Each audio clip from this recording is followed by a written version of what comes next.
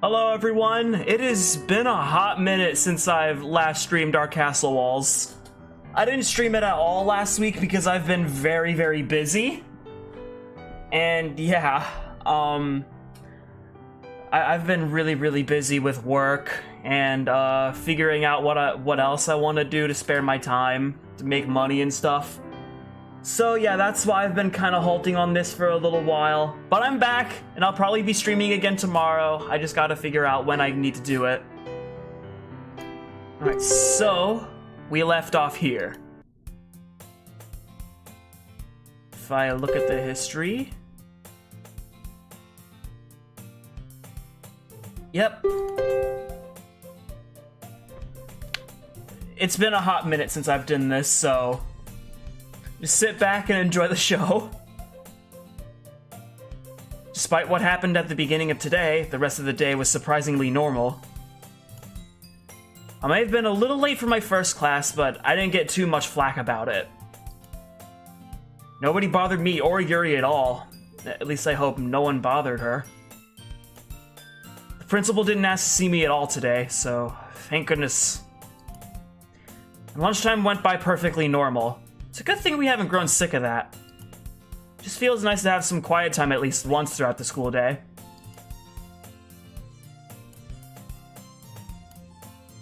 I say that, but the quiet time in between getting work from this class done and waiting for the bell to ring is another thing. Surprise live? Yeah, I know. There were a few points in time throughout the day where I felt bad about what I said to my mom last night. I didn't bring that up with Yuri at all during lunchtime. I don't know when I'll bring that up to her or how she'd react to the whole thing.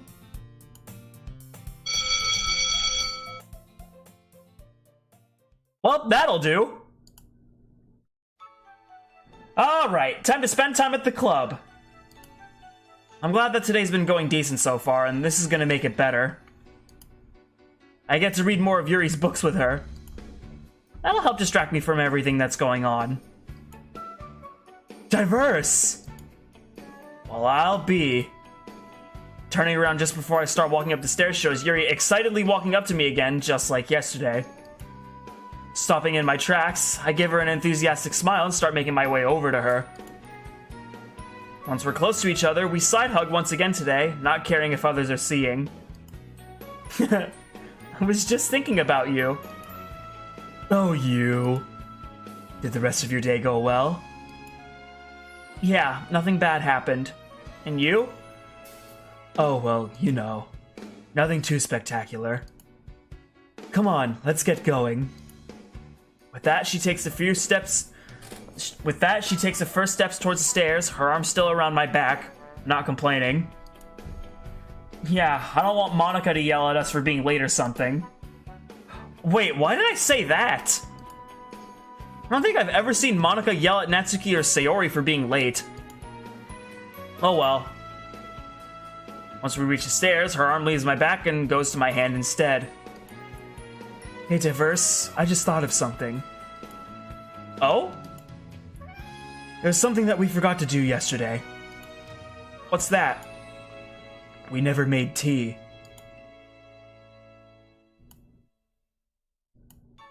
Now that you mention it...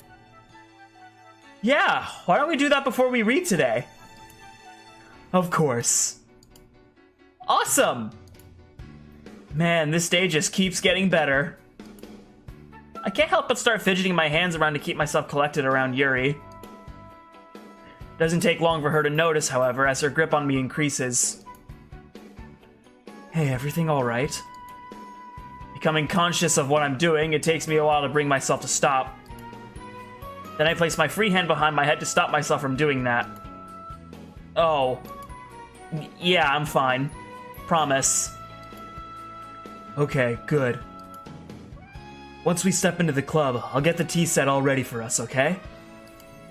Sure. Thanks for telling me. I know I don't need to say thanks to her for that, but it makes me happy when people keep me informed on stuff and details about things that are happening. Oops, got some things to do. See you later. Alright, Le Pollo. Take care. Not only that, I don't want to sound like I'm ungrateful around her. Opening up the clubroom door, I can't help but feel weird the moment I step in. This is not the usual scene. There's nobody here. An eerie silence fills the room for a short while. Not even a word from Yuri upon entrance. It's not to the point where I have to cling to Yuri's arm, however. Hey, is the club canceled today? I'm actually starting to get a little worried I'm actually starting to get a little worried that our meeting has been canceled today, or it's been moved somewhere else and nobody told us about it. No, Monica would have told us beforehand. We're probably the first ones here. But what if it's somewhere else and she forgot to tell us? Shh. Diverse, this happens sometimes. Just not very often. Alright, if you say so. Come on, follow me to the closet. Let's get a head start on tea time. Ah, yes, tea time with a princess. Following Yuri to the closet, she starts messing around with the stuff inside. I can't help but giggle to myself as I realize where I'm standing. Natsuki can't say anything about us being in her private property zone now. That's when I stick out my tongue as if I'm teasing her. As I'm doing so, Yuri turns around to face me and is left speechless. Out of a panicked response, my face contorts back to normal and I'm feeling the heat of embarrassment. Instead of showing anger, a smirk appears on her face. What's that for? Nothing? Well? Oh, how she puts a smile on my face. Giggling to myself, all the embarrassment in me has gone away. The room feels more comfortable now. Diverse, hello! Hi, R-Plays. She pulls out the kettle used to heat the water up and hands it to me. Please plug this in at the usual spot for me. Taking it from her, my smile remains consistent.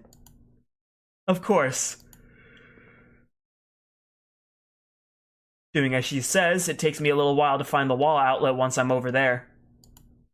Once it's plugged in, I make my way over to the closet again. With the pitcher in her right hand and mine in her left, I open the door for her and we're on our way to the water fountain.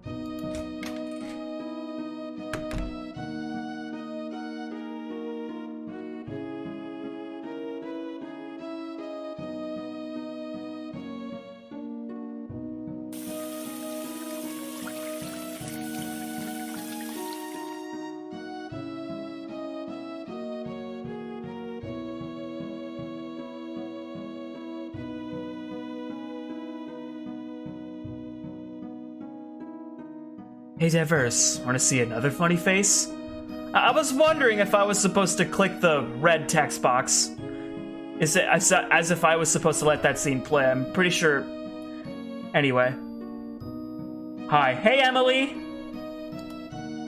Sure, what you got?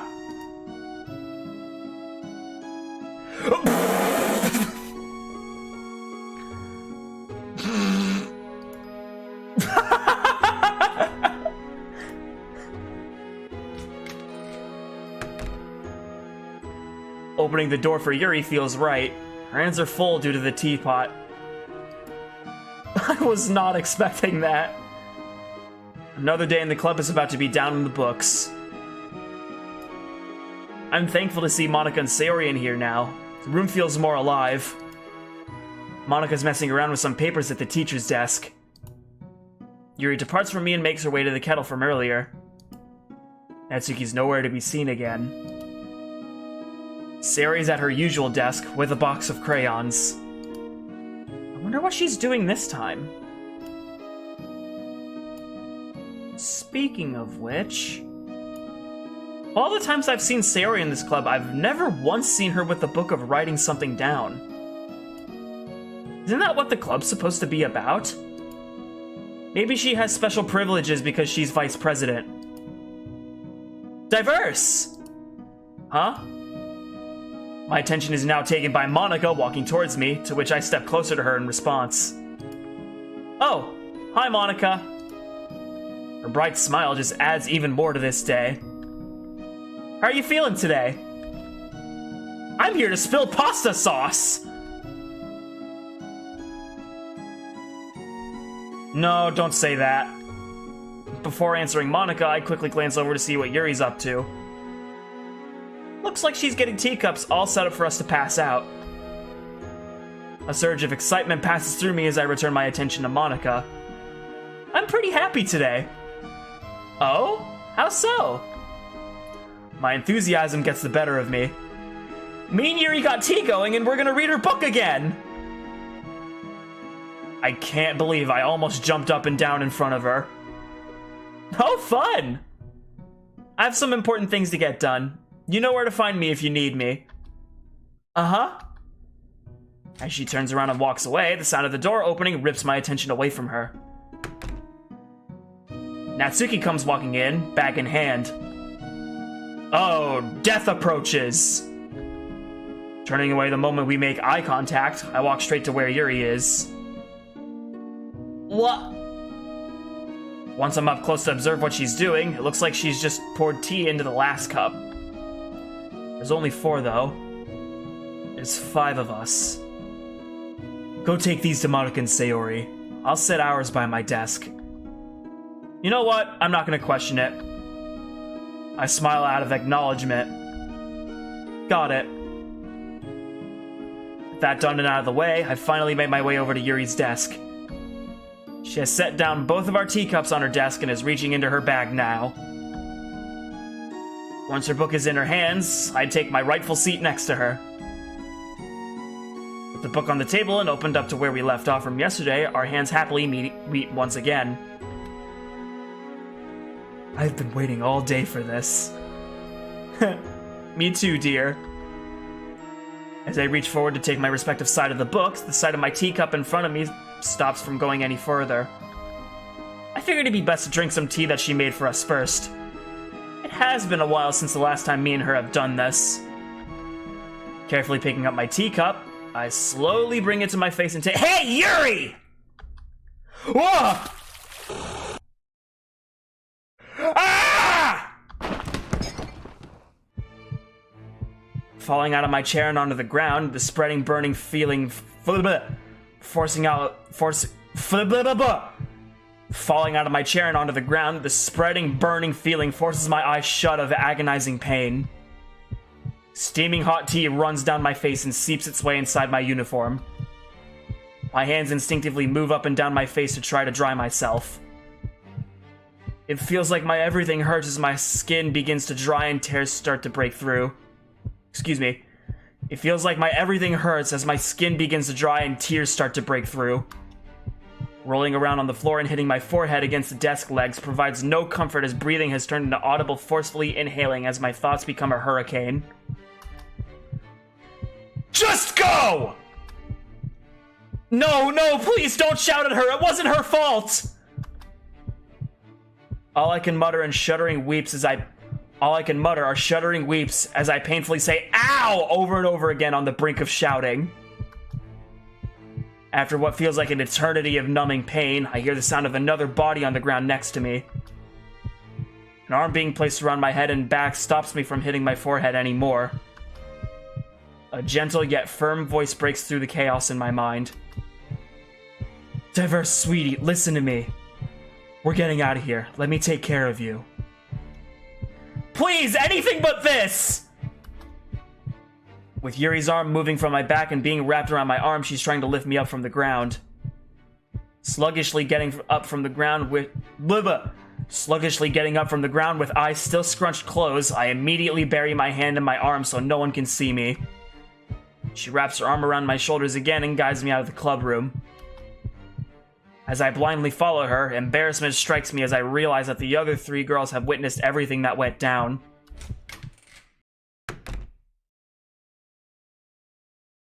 Yuri's grip on me is still quite strong as we venture past our club room and further into the hallway. Once we made it farther away from our club, she stops in her tracks, which causes me to. Please, sit down and look at me. I'm feeling a little apprehensive to show my face to her in the state that I'm in, but it would be dumb for me to refuse her help right now. Doing as she says, I slowly sit down with my back upright against the wall and put my arm away from my face. She gets down on both knees, reaches into her bag, pulls out 2 tissues, and hands them to me. After patting myself down to try to be more comfy, guilt then takes a hold of my feelings. How are you feeling? Any better now? I shake my head at her twice as my emotions begin to tremble again. Slowly bring myself up onto my knees like she is, I lean forward and wrap my arms around her waist. Burying my head into her shoulder for the second time today surprisingly doesn't hurt at all. Her uniform ends up soaking up all my tears around my eyes. I'm sorry, Yuri. She wraps her arms around my back in return, starts rubbing my back, and speaks gently to me. Oh, babe, it's okay. This happens sometimes. No! I messed up everything! Shh. You didn't mess up anything. I'm sure our uniforms say otherwise. I pull away from her shoulder so I don't sound so muffled and look down to the ground. I ruined our reading time. I broke your stuff and made everyone mad today. To my surprise, Yuri takes her right hand and gently takes a hold of my cheek, almost forcing eye contact between us two. I can't help but avert my eyes from her in my current state.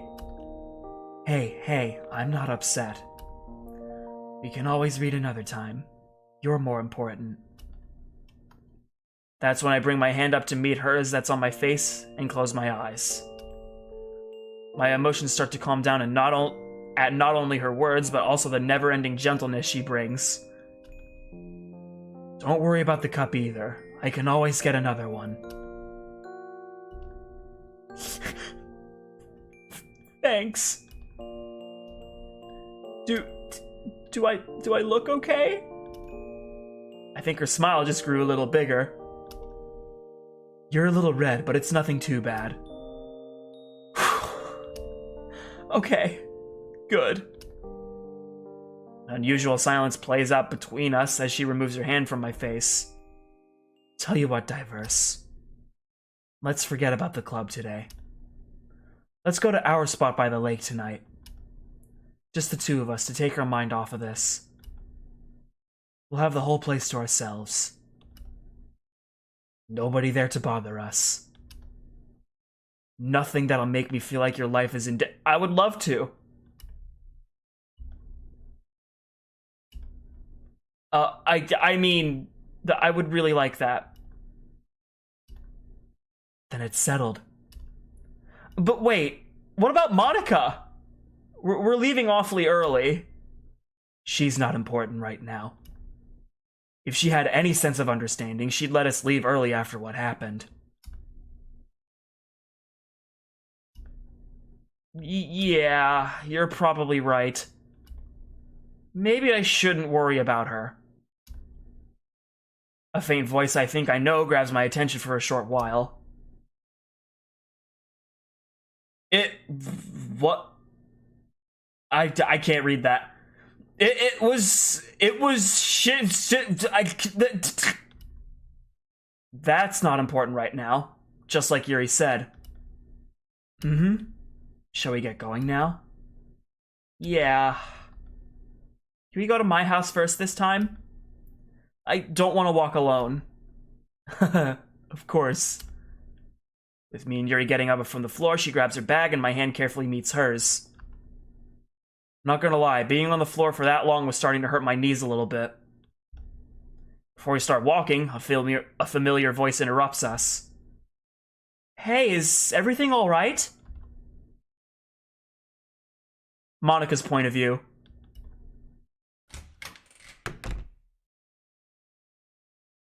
I was hoping something like this wouldn't happen in my club of all places. This isn't the only time I've seen him react like this over something bad happening during my school years. Monica? Is Diverse okay?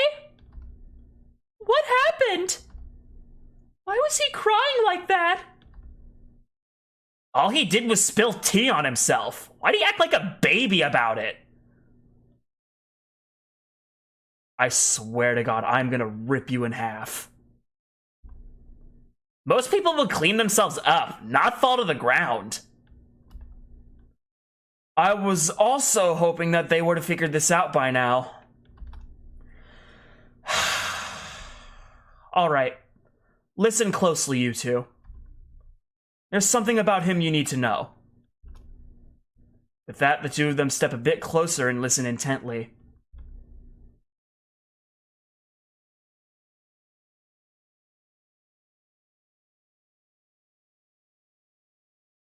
Oh! That's why he kept on telling me he was different from everyone else. I get it now! Wow, I didn't know Yuri liked guys with massive head injuries. Somebody kill her. Please, somebody just smack her head into the desk, please. Somebody just freaking... Oh, I hate her so much.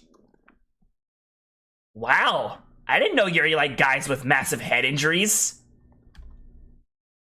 Natsuki, it's not like that. It's a neurological thing. Well, maybe his parents shouldn't have put mercury in his baby food. It's not like that either. It's not like that either. He was born with it. Natsuki, that's not very nice. Not very nice? Both him and Yuri aren't being very nice.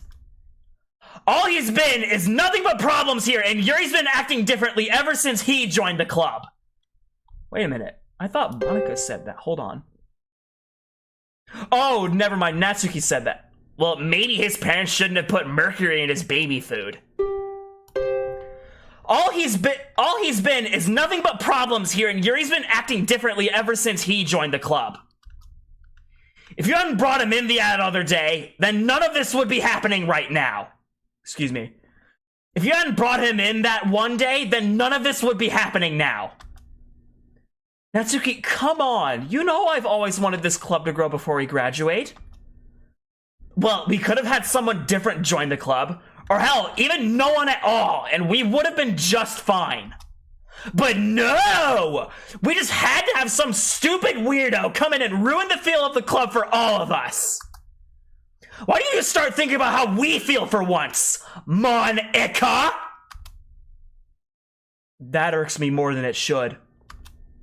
Speak for yourself! You're the only one that's bothered by it. Bullshit! Remember how he messed up your announcement yesterday? And have you seen how Yuri's acted ever since he joined? She doesn't talk to any of us anymore! She's worse than what she used to be!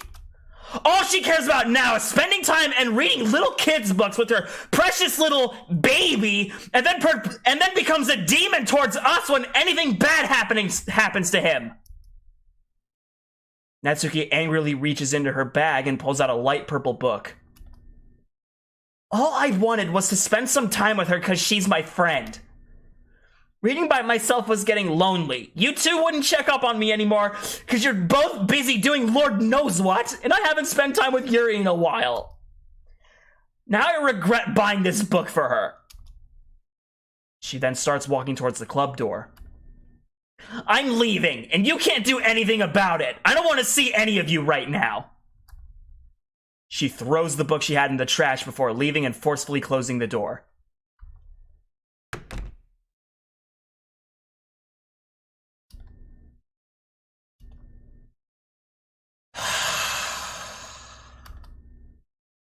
Siri then walks up to me and hugs me. Monica, that was scary. It takes me a while, but I eventually end up hugging her back. I honestly can't remember the last time I hugged someone like this in school. It's okay, Sayori. Try not to feel bad because of her. None of this is your fault. She breaks away from me after a little while. I haven't been a very good vice president, though. What do you mean? I mean, I feel like I really haven't been doing anything lately. And I shouldn't have yelled at Natsuki yesterday. Well, I'll agree with you on that one. I feel like I should do something about this. Like what? Oh no, what is she thinking of this time? Oh, I know! What if we were to have a group activity on Monday? Something that all of us can participate in. I like that idea. Tell me more about it over the weekend. Sure thing! Walking away from Sayorian towards the door, my eyes land on the broken teacup that's on the ground. I'll take care of that later on. Alright, where could those two be? A familiar voice distracts me from looking around. Can we go to my house first this time? Wait, that sounds like Diverse! Turning around my heel, I start walking towards where I heard his voice. It doesn't take too long to approach the two of them. Hey, is everything alright? Everything's fine now, Monica. We don't need your help. With that, she turns around from me, Diverse following suit. Come on, Diverse, let's go to your place. As the two of them walk away from me and towards the stairs, Diverse turns his head to look at me while walking. The face he's making. I'm not sure whether he's silently trying to say, help me, or I'm sorry. This is probably the first time I've ever heard Yuri be so direct with me. That isn't like the gentle side of her I usually think of. I hate to admit it, but Natsuki might be onto something. Natsuki's point of view. I stopped just outside of the door to take a few deep breaths. I need to shake this angry feeling away somehow. I'm leaving early, though, whether Monica likes it or not. I think we can always read another time. You're more important. That somewhat muffled voice makes me stop walking. After figuring out who I just heard, anger from earlier fires up again. Ugh, those two are gross! Walking away from where I heard those two, I figured it wouldn't kill me to take a different way home. I could use the fresh air anyways. Maybe that'll cool me down. An unexpected voice manages to ring through the hallway I'm in. It was so hardcore I could punch you in the dick! Oh my god, that sounds just like... What's he doing here? Curiosity taking over, I continue walking even further away from Yuri until the sounds of laughter from others blend in with my footsteps. Once I'm up close, my suspicions from earlier were right. Gerudo, the guy that's been hanging around me recently, is hanging out with Jason, Wallace, and Kyle. Jason looks like he's trying to recover from laughter, Wallace is oddly silent, and Kyle looks more serious. Quite the motley crew we've got going on, if you ask me.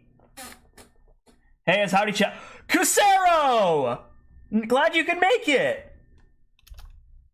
While I'm trying to figure out what he's doing here with these losers, the four of them go silent for a bit. Hey girl, how's it going? You know what I'm saying? Why does he feel the need to call me that? It's not like I like him that way. Hey, wait! You're that one girl from the literature club that this goofball always talks about. Unfortunately so. Hey, what's the matter? You aren't looking so hot. I feel almost reluctant to talk about this in front of them. I was hoping none of them would catch on so quickly. Just that diverse person in my club has been making life worse for me. I've just about had it with him. All four of them look at me like they weren't expecting something. So, he done messed up you too, huh? Him and his bitch of a girlfriend! The hallway becomes unusually silent at his more serious tone. He's not wrong, though. What does he mean by messed up? Shoot, gotta go. I'll meet you outside, girl. Why do I even bother with him? Hey, Pinky. You're good with words, right? I suspiciously cross my arms at him. Yeah, why do you care? Want to help us out with something?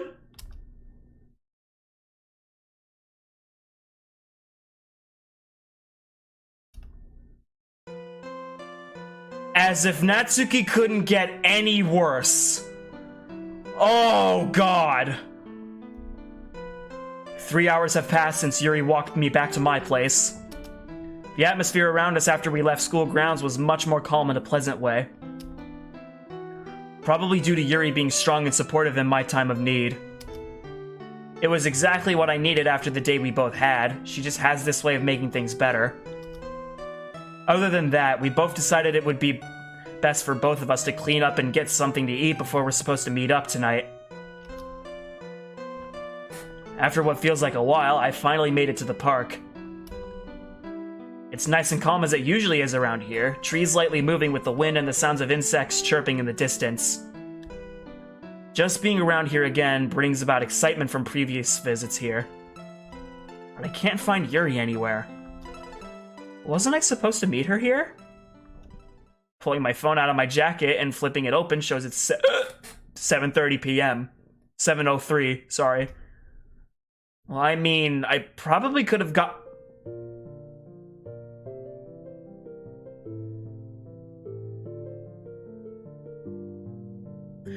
now that's a sound I haven't heard in a while. The ever so familiar sounds of her heart makes itself known by where the park meets the forest. This is just like when we first met here. With a comforting warm feeling washing over me, I can't help but make my way over to where my princess is. Excitement continues to build as I traverse the nearly nostalgic path. I have to tell myself to not start running to her due to how I'm feeling. I wonder how long she'll play for anyways. Just like the last time this happened, My walking slows down a bit until I quietly approach our spot. This place looks as perfect as always, and Yuri, who's looking over to the water, is no exception. Her hair dancing around with the wind, a genuine look of contentment as she plays. That's my princess! Standing still for a moment to take in the atmosphere, the cool wind feels great as I take a deep breath. Slowly making my way over to the fallen down tree, I take a seat next to her and watch for her to notice me. And wait for her to notice me.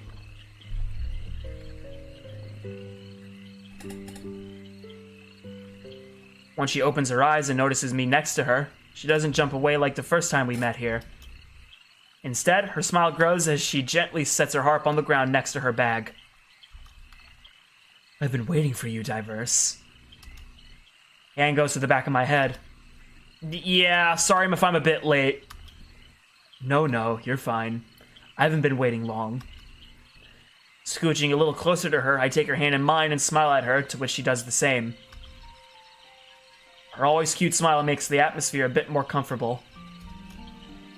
An unusual smell invades my nose not long after I get close to her. Is she wearing perfume? Silently inhaling so she doesn't suspect anything, it almost smells like lilac flowers that my mom really liked. An unexpected tingling in my nose now forces me to exhale and move an inch or so away from her as I don't want to sneeze around her. Looking away from her and out into the open water, my mind starts wandering for a little bit as I don't say anything. It feels really nice to just be quiet, take a deep breath, and take in the atmosphere around me. Excuse me.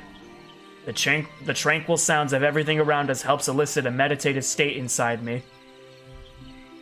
This state, however, is broken after a short while as Yuri squeezes my hand harder and speaks up. Hey, you feeling any better? Does anything hurt?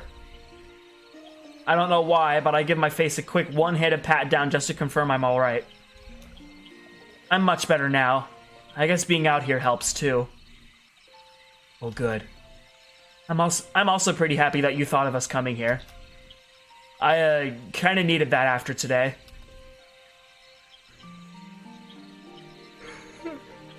A few butterflies playfully dance around her face as her smile stays as strong as always. I'll be honest though, I still feel a little bad that we didn't get to read it all today. Her grip on me tightens yet again. Don't worry about it, dear. We can read when we get back to one of our places tonight. But your bag is right there. Couldn't we read right now if we wanted? Actually, that's not a bad idea. I should mention that. What if we were to read out here? I mean, we don't have to right now, but, you know. Yuri giggles at me over my word mishaps. I know what you mean. Maybe we will someday. I love that she knows how to make me smile.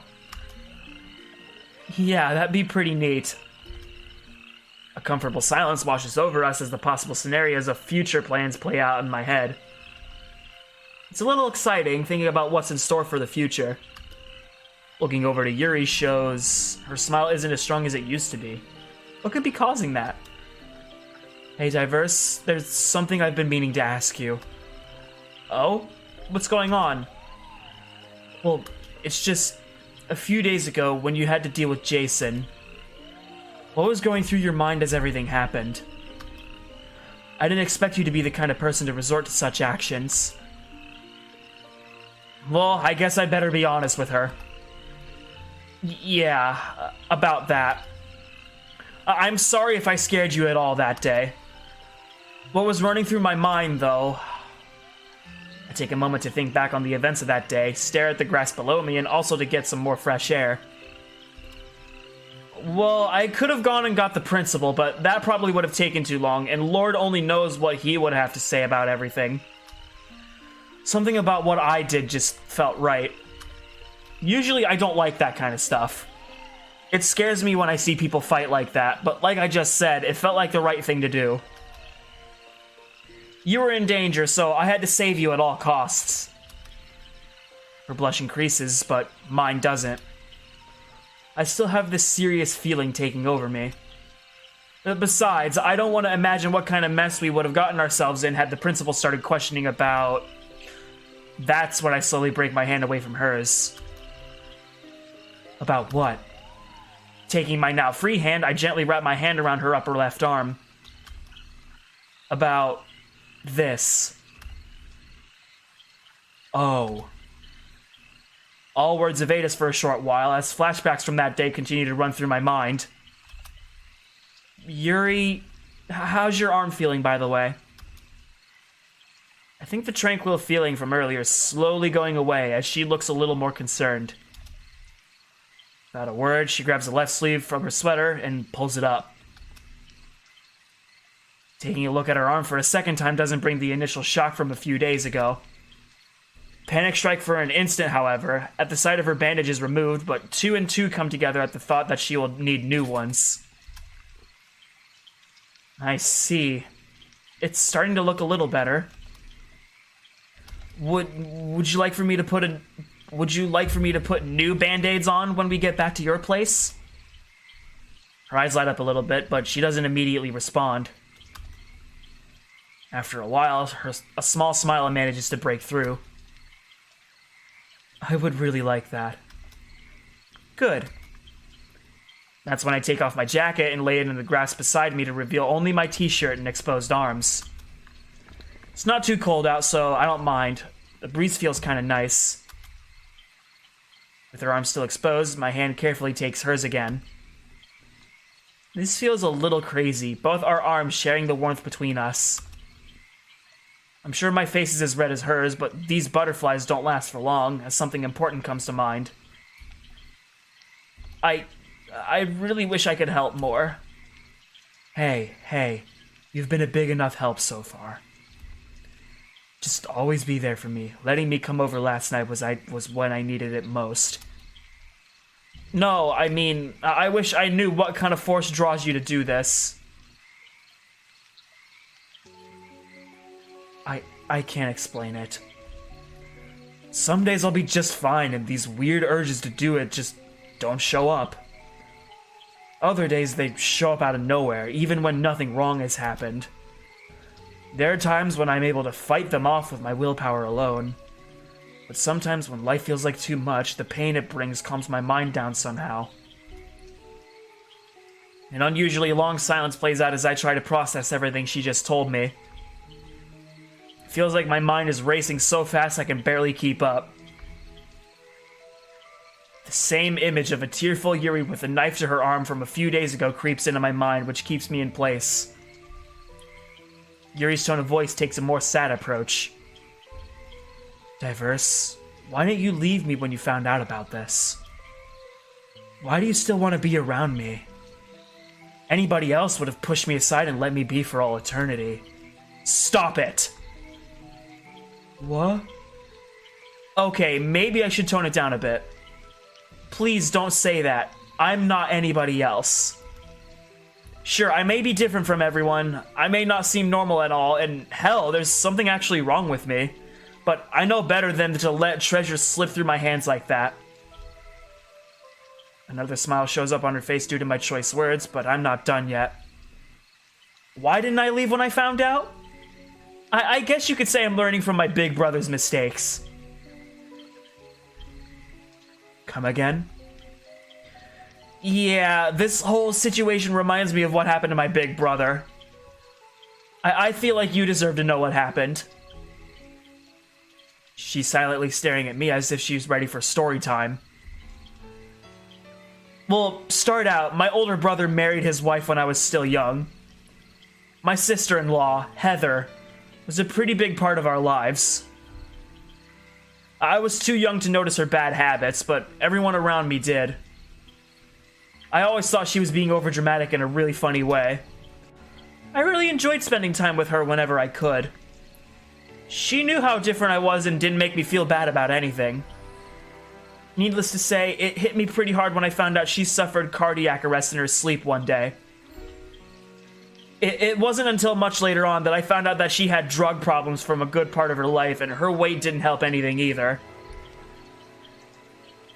You want to know what my brother did his whole life about her bad habits? Nothing. Absolutely nothing.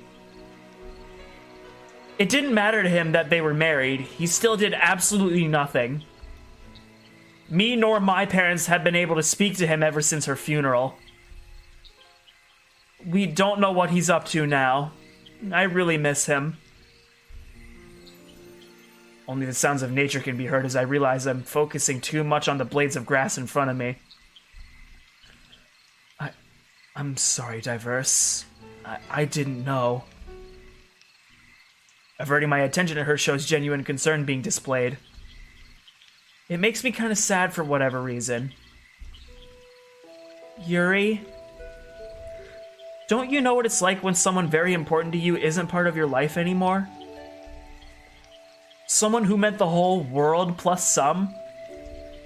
Especially when they promise that they'd never leave us. I don't ever want to feel that way again. That's why I chose not to leave you. I promised you I'd help you out with whatever happens in life, and that I'll never say goodbye to you. Not only that, but I don't like seeing you hurt in any way. I just... That's when I close my eyes and bring my head down on her shoulder, waiting for the inevitable rush of emotions to hit me for what seems like the billionth time today. Her running her fingers through my hair helps calm me down and focus on getting a grip on my feelings. Her voice is almost as quiet as a whisper. You care about me that much, Diverse. Thank you for not leaving me over this. You have no idea how much this means to me.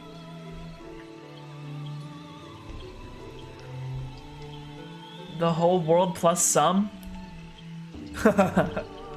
Oh, you. I wish I could feel as enthusiastic as her right now, but an idea popped into my head that's so crazy it just might work. Oh, Yuri, I know what you're feeling right now, and I'm sorry to bring this up. I think I know one thing that could help. Oh? What's that? I take yet another deep breath and feel nervousness build up at what I'm about to ask. How long have you had your knife collection? She just sits there and stares at me, almost like she's afraid to respond. About half a year now. I see. Yuri, I'm so sorry for bringing this up. I know they're one of your hobbies, I guess, but have you considered getting rid of them? She looks away from me, almost as if I hurt her inside. I honestly don't blame her. A cool breeze runs through us, which makes me break away from her and shiver a bit. While Yuri is silent, I take this time to reach down to grab my jacket and put it back on. I was hoping you wouldn't say that. Well, I probably should have worded that better. I wasn't thinking, like, throw them away or something. More along the lines of sell them. We go to the pawn shop in town or something, and you could put the money from them towards something different. Maybe you'll find something that catches your eye. What do you think?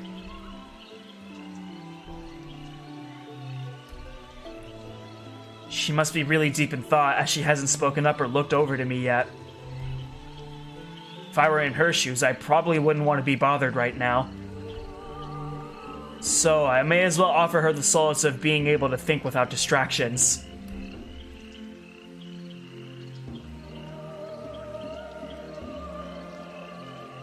Diverse? I'll do it, but please, listen to me. Feels like a hole has emerged in my feelings, allowing relief and curiosity to flow through. What is it? Another silence plays out as she takes a deep breath this time. Can I please keep just one of them? As I'm left unexpectedly speechless at her question, she gently pushes her harp aside and reaches for her bag. With it, she pulls out one of her pocket knives. It's the one with the frock's wood handle and the shiny gold blade. I remember that one from when we made stuff for the festival. That's the one she used. This one hasn't been used for that. It's clean. Wait, does that mean the one I used? Nope, let's not think about that. She hands it over to me, to which I apprehensively take a hold of it. Feels a little bit heavier than the one I remember. Finding the flipper on the knife's back side, I vaguely remember how she told me to open it. Placing my finger over said flipper and bringing it down brings the blade up to life. There's some weird deja vu moment going on. I can't help but become lost in my own reflection as my mind wanders. This lasts for a few seconds before Yuri breaks the silence. Please, do you trust me? Looking away from myself and over to her shows an almost pleading look from her. The feeling of want to be trusted with something important like this. I know what that feels like, and I know how bad it feels when that trust gets rejected. Thanks, Mom and Dad. She did say that she doesn't want to do this anymore, so at least she's making an effort at this.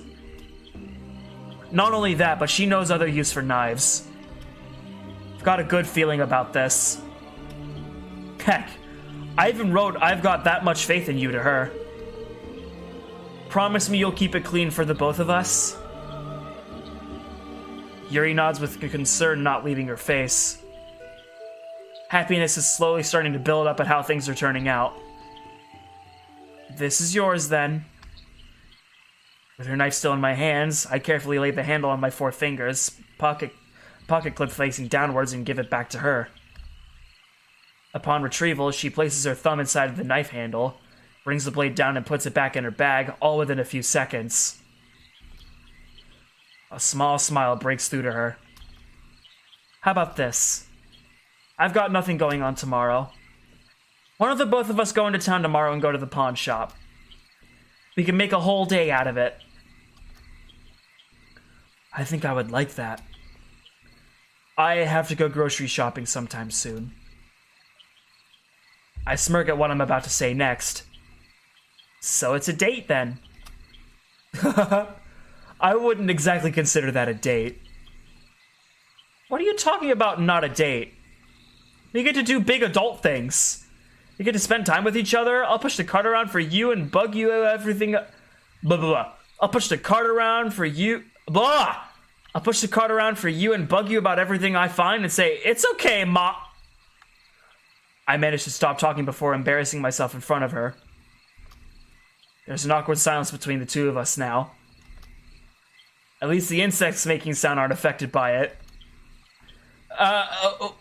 Well, you know what I mean. Her weird, intense stare goes away after a little bit and turns into a smile. I can't help but feel really happy that not only are things working out, but we get to spend the whole day tomorrow.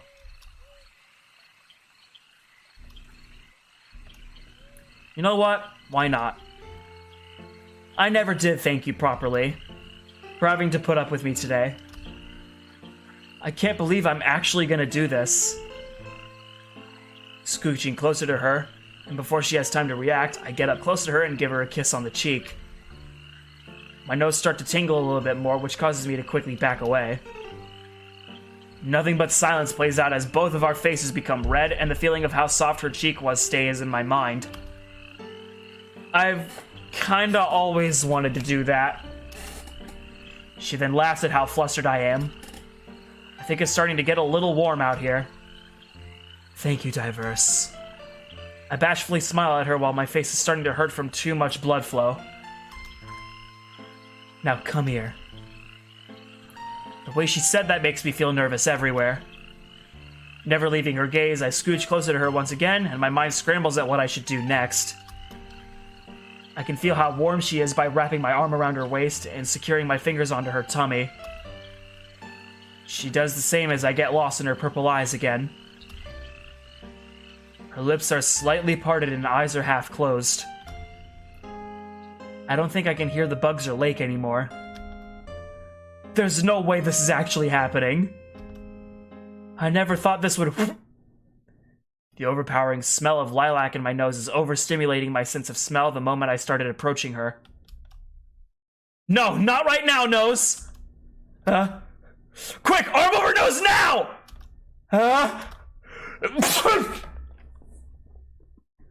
The force of my body sending me backwards as a result of sneezing makes me lose my balance on the tree. Panic overrides as I can't signal my arm to release my grip from Yuri. Ah! Ah! Here we are now, laying on the grass, trying to make sense of what just happened. My arm that is around her hurts a bit, but she's more important right now. My arm that is around her hurts a bit, but she's more important right now. Hey, you alright? I'm alright, darling. Good. I hope I didn't hurt her arm at all. What about you? I'm okay. Good. Now where were we? She doesn't even have to try to be beautiful with eyes half closed and parted lips. Inching closer until we both fully embrace each other, our noses and our foreheads meet. My heartbeat goes crazy as it's hard to breathe right. This somehow feels better than every time we were like this on her couch. Her rich violet eyes draw me in, just like what happened this morning. Oh, I'll let it play. The prettiest girl I know. Her lack of makeup, her perfect hair from this morning.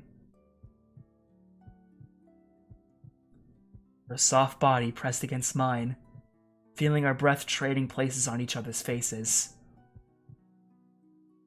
Slowly closing my eyes, tilting to my right, I gently inch closer to her, and...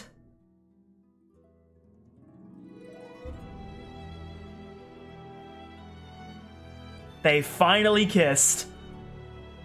All sense of time is gone. Everything about this moment feels amazing. How gentle her lips are against mine. The warmth shared between our bodies. Our grip on each other. It's absolutely hypnotic. It feels like bells are being rung in our castle we built. As we silently pull away from each other,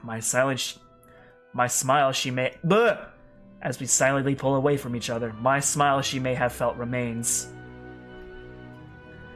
While the moment and feelings linger, a sniffle coming from her brings me back to reality.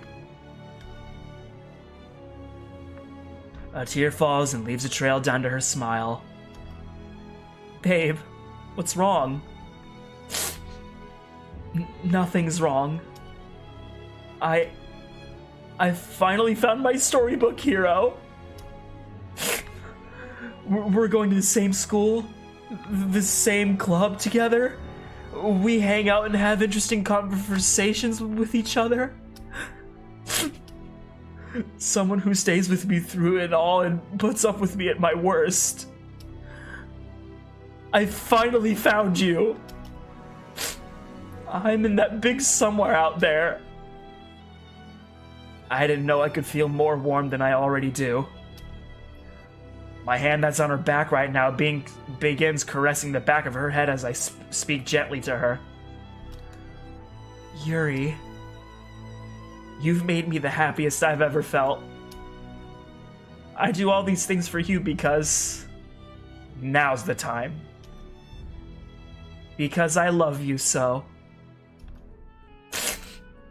I love you too. More than words can say. A more than comfortable silence plays out as we keep each other warm for the cool weather. More than words can say. I can say the same about her. Diverse. Her voice is almost as quiet as a whisper. How much do you love me? Everything. I love everything about you, inside and out, big and small. I never thought in my life I'd meet someone like you. Another comfortable silence plays out as she gets a grip on her happy tears. Diverse? There's something I read in a book once that I've always wanted to do. Oh? As she removes her arms from me and gets up from the ground, she brushes herself off and extends her hand down to me. Taking her hand, I pull myself up and meet her gaze once again. Here, let me show you. With her smile never leaving, we both take a seat on our spot, and she reaches down for her bag. Once I've started focusing on what she's doing, she pulls out the master lock from yesterday, still in its package. Oh, I missed chat. Oh, hey, Clara! How are you? Welcome. Glad you could finally stop by one of my streams. She sets it on her lap, reaches into her bag again, and pulls out the gold knife from earlier. Yeah, that was a really cute scene. That was a really well-drawn CG, too. Oh, Jesus! Thanks for the subscription, Lady Y.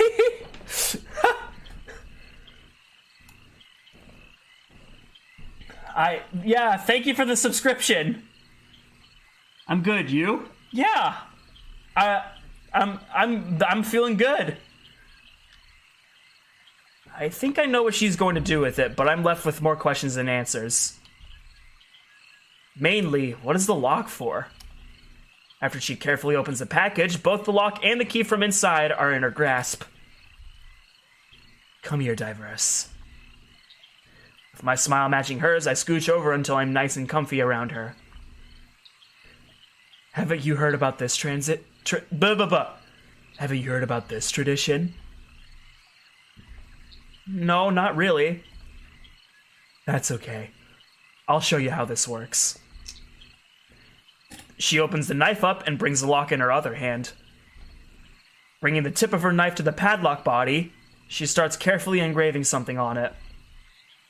After some time, she removes the knife and blows away any particles on the body. Now it's your turn. Taking the knife and padlock from her and inspecting it, it looks like she wrote her name on there. Now it's your turn, means she probably wants me to do the same. Looking around for an open spot on the padlock body, I carefully do the same as what she did. That took quite a while, but that's because I wasn't It took quite a while, but that's because I was extra careful about this. There, done. As I try to hand the padlock and knife back to her, she takes the knife out of my hand and replaces it with the key. Open it up for us. Still left with plenty of questions in my mind, I do as she says. Putting in the key and turning it clockwise, the shackle bolts upwards after unlocking. I instinctively wrap my finger around it up and turn it around. Okay, what now? Let me see everything. Without a word, I hand her over both the lock and the key. Once they're in her grasp, she takes the key and throws it as hard as she can into the lake.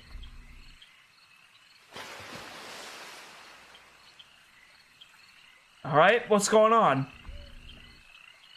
Instead of immediately answering me, she walks over to the branch on our tree sticking out to my left.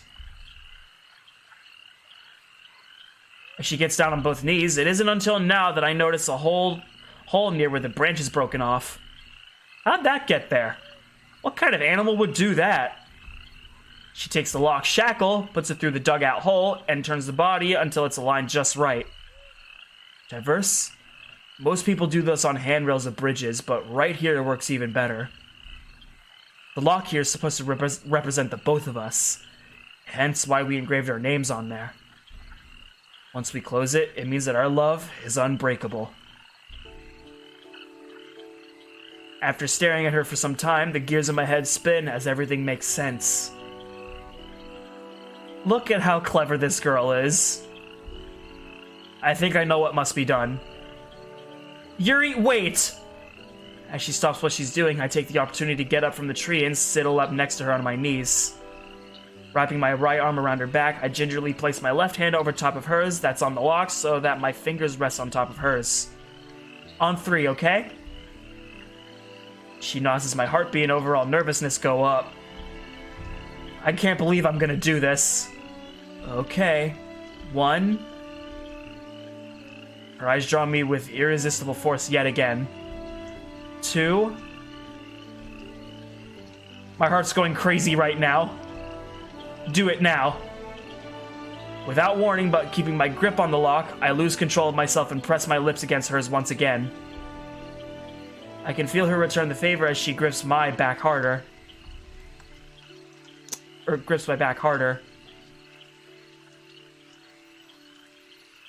3.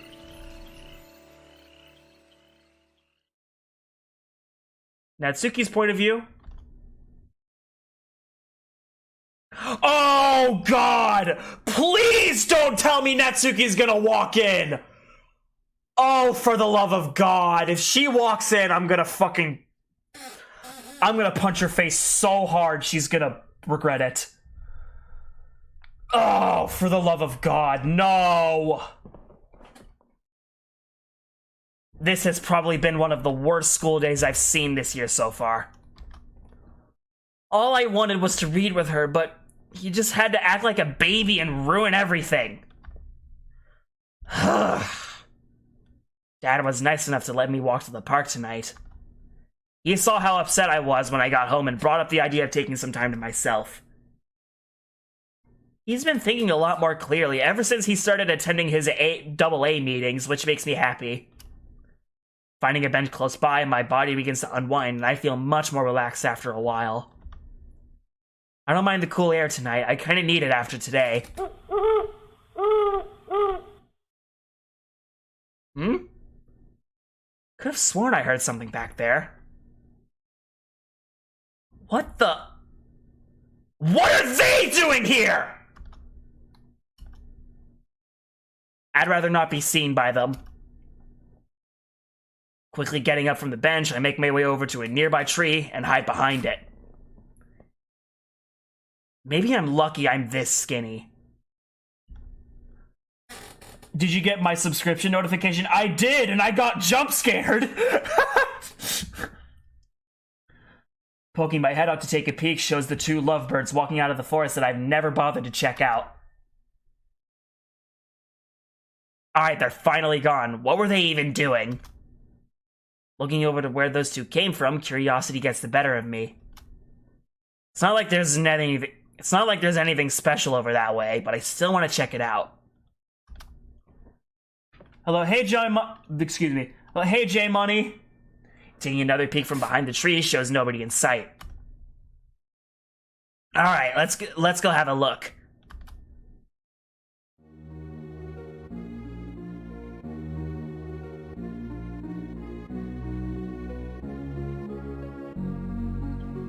This kind of place doesn't bother me as I'm walking through there. Excuse me. This kind of place doesn't bother me as I'm walking through here. I wonder why I never explored this place, even when I was growing up. So I was busy packing. Oh, are you going on vacation or something? Like, are you moving or going on vacation? Tell me more. The sound of bugs and the shadows of trees on the ground bring a nostalgic feeling. I can't help but wonder what's further down the trail. There's a weird feeling of anticipation building up as I keep on walking. Whoa! How come I've never been here before? This is just like some places that Dad would have let me play at as a kid. No, I'm being evicted. Oh. I'm so sorry. There's a lake, trees all around. Is this where they were? Makes sense, I guess. Looking around and taking in the atmosphere of everything, my eyes land on something dangling from the collapsed tree in front of me. Stepping forward to take a closer look shows that it's a master lock that's secure on this bench. Isn't that a bit random? Someone must have brought it all the way out here. Getting up close and grabbing it, I squint my eyes to take a closer look. Yuri and Diverse. I guess they're serious about this. That's gross. Yuri's point of view.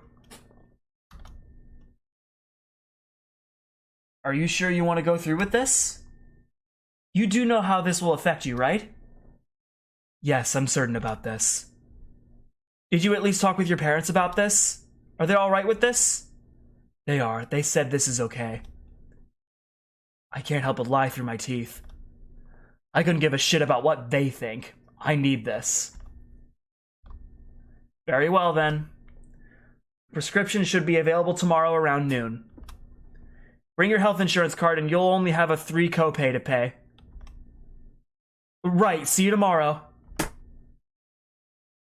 Placing my phone to my left near to Ellie and Ramby, I can't help but roll around in bed for a bit and feel excited for the day ahead of me tomorrow. He and I getting to do things that a husband and wife would do. My future is actually looking bright for once. I give my animal friends one more hug before I call it a night and drift off to sleep.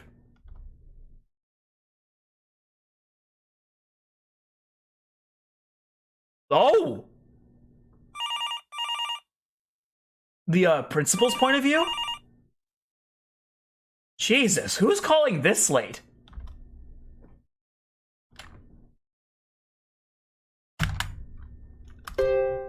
Oops.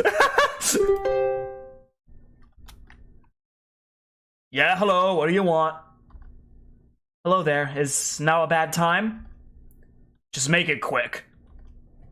We're calling from the ammunition in the downtown district. Your order is all ready to be picked up tomorrow afternoon.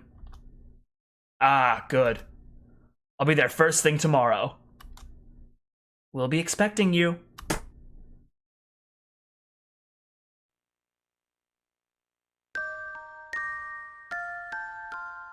Upside down. Saturday?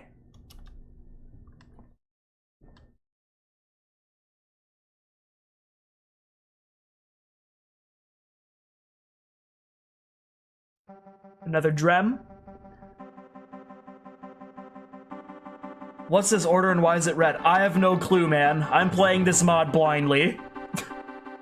It's been quite a few days now since me and Yuri have declared this castle to be our home. The old princess that used to live here has mysteriously vanished. Who knows where she ran off to? What else is crazy is that Yuri has her own pair of white wings. Took a while for them to fully bloom, but it's fun being able to see the world from a bird's eye view with her hand in mine. The past few days have been spent cleaning and fixing the place up, and we've made pretty good progress so far. As I'm working on removing vines from the outside of our castle, Yuri catches my attention by making her descend to my right. Hey, darling. Would you like to take a break for a while? The hot sun beating down on me helps influence my decision-making. Yeah, sure. Did you have something in mind? Well, I was thinking... What did you think about the two of us having our very own pet? Oh, an animal for us to take care of? That doesn't sound too bad. She smiles warmly and then proceeds to wake up to take both my hands in hers. Oh, walk up to take both my hands in hers. Great. It'd be nice to have another friend around here. Another friend? Wings then spread into full bloom, each individual feather brought to full detail in the sunlight. A gust of wind is sent my way as she flaps them once. Come on, let's get going. There's an island I know where one of my friends lives. I think you'd like her. As both her hands return to her sides, her wings kick up a storm, and before I know it, she sends herself upwards into the sky. I'm sorry, why was that funny? Hey, wait for me, silly! As my wings extend, I do the same thing until I'm ascending into the sky, trying to catch up with the beautiful girl that's not too far ahead of me. Okay, everyone! Wait, where are we? Ah! Ugh, what on earth was that about? What time is it? Looking over to my clock shows it's around 11-ish. Keeping that in mind, I yawn and stretch while my mind races. Oh yeah, me and Yuri going into town today. The excitement of our adventure later on today in mind, I hop out of bed and prepare for whatever today has in store.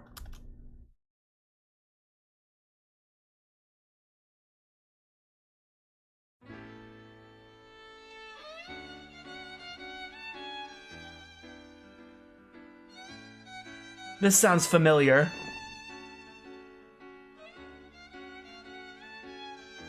Me and Yuri have been on the bus for a little while now, going into the city. Feels nice this time, not being all by myself. Granted, it never really was bad all by myself, but I'd usually stay quiet and not bug anyone, but this just feels nice. Yesterday, after me and Yuri left the park, we walked back to her place and ended up reading a little more of her book for a bit. Then we picked out all the knives that were to be sold. After cleaning and disinfecting them, we share one more kiss between us before I had to walk back to my place. It's a feeling I'll never be able to forget. Afterwards, she insisted on walking me back to my place like she always does. It's a good thing I was able to keep all of her knives in my coat pocket to carry them on the bus. Once we're off the bus, the sound of the bus departing fills my ears as I look all around me. It's still really chilly out here. Good thing I brought my jacket. Now that I think about it, this is the same bus stop I get off at least Saturday.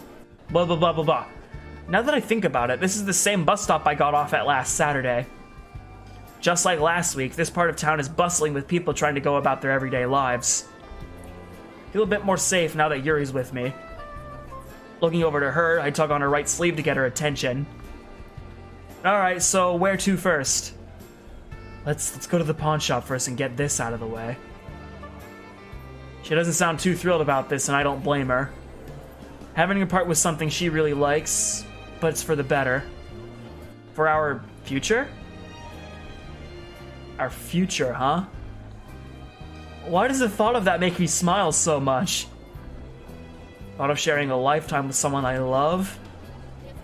Slowly approaching her, I gently take her hand in mine and give her a reaffirming squeeze. Hey, it'll be okay. I'm still really happy with you that you're going through with this. Well... Alright then. Please lead the way. With that, my smile manages to grow a little bigger and I begin looking around the area. Once I remember which way the shop is, I gently tug on Yuri's arm so we can start walking there. We've been walking for about 10 minutes now. Nobody gave us any weird looks, and I didn't have it in me to make eye contact with anyone else other than Yuri. Not much has been said between me and Yuri either. The silence between us is comfortable, even with all the sounds and distractions going on around us. We probably have another 5 minutes of walking before we get to the— Oh! Excuse me for a second, Diverse. Huh? She breaks away from me and I'm left trying to figure out what's going on. As my eyes readjust and follow where she's going, I notice her standing next to a vending machine that's handing out by the store entrance.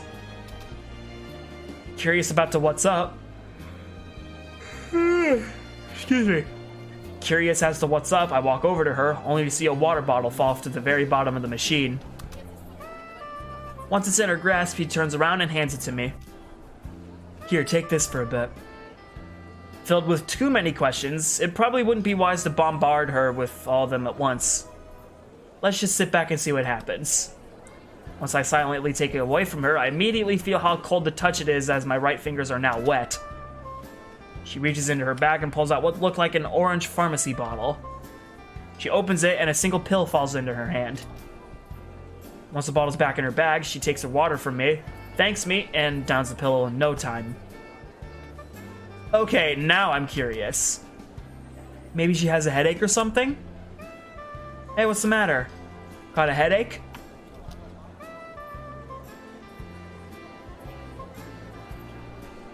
Yeah, I can feel one coming on. Ah, so I was right! Approaching her, I wrap my arm around hers and smile at her. That's okay, love. It should go away pretty soon now. Yeah, that's right. Come on, let's get going. Yeah, we'd better. I'm certain she'll start feeling better soon.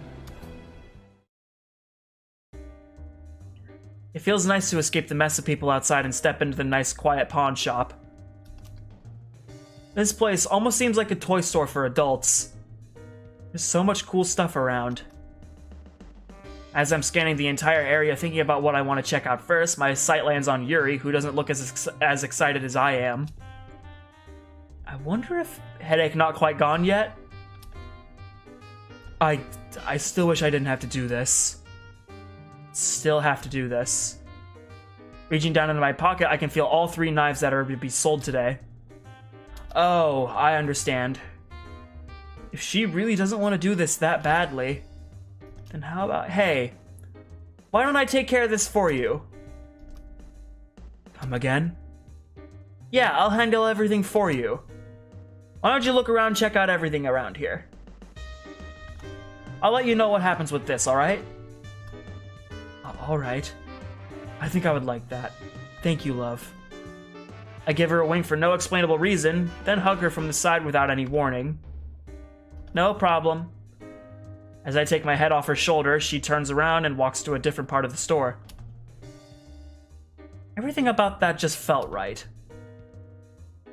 Making my way towards the front center of the store, instead of looking around, my ears managed to pick up on the hum of an old CRT TV being played. Reaching the front counter shows a much older man behind the stand.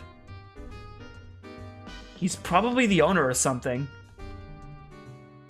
The TV next to him seems to be playing something I probably don't care about. Once I make my approach in front of him, our eyes meet, but I quickly bring mine away from his. I just stand there and do nothing.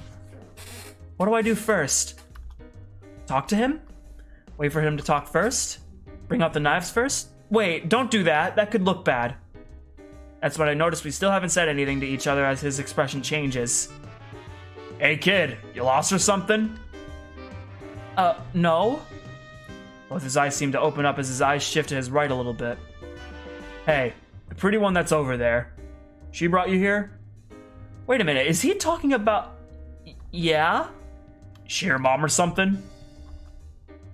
The frick is up with this guy? Me and Yuri are around the same age. I think... Why would he think she's my mom? No. She's my... Why am I thinking about how the word sounds? Just say it. Girlfriend. You sure? With those hooters, she could be your mom. Those... what? Nah, forget about it. What are you here for, kid? Stop calling me kid. With a somewhat annoyed look, I reach into my jacket pocket and pull out all 3 knives. Placing them out on the counter in front of him, I'm already worrying about what he'll say. The somewhat surprised look, he grabs the purple one I'm somewhat familiar with, flips it open, and inspects it. Whoa, hey there, kid. What are you doing playing around with these? Oh no, what do I tell him? That these were Yuri's? No, then he'll start saying weird stuff about her again. I know this is wrong, but here goes nothing. I don't need these anymore. Yeah, whatever. I'll get back with you on these. With that, he takes the 3 of them away from me and slowly walks over towards a computer on the other side of the store. Man, what would Yuri have done if she were in my shoes? That'd be interesting to see. As the thought of what Yuri's up to crosses my mind, my attention is ripped by a rather dumb-sounding voices on the TV. I know I'm not usually one to sit around and watch TV, but now I'm curious. Hey, wait a minute, I know that guy! He's the one who does those dumb heartburn medicine commercials. I eat ribs every day and I love it. Well, I'll tell you what, one more thing about how much ribs I eat, a lot. Imperfect. Wait, what? Consume Piosk. I'm almost positive you shouldn't phrase it like that. If you go to a football sports game and you run out of chips, it'll bring you joy. You know what? That's a brilliant thought. I haven't thought of that even once. It's got loads of calories. It'll give you heartburn like crazy. Fuck you, man! Wait, what? Fuck you! How much different people are gonna say F you to me today? Your interrupting me is giving me heartburn. That's why I use Pruch, because it gives me less heartburn, but I still have it. Ticket pays for the whole seat, but you'll only need the edge.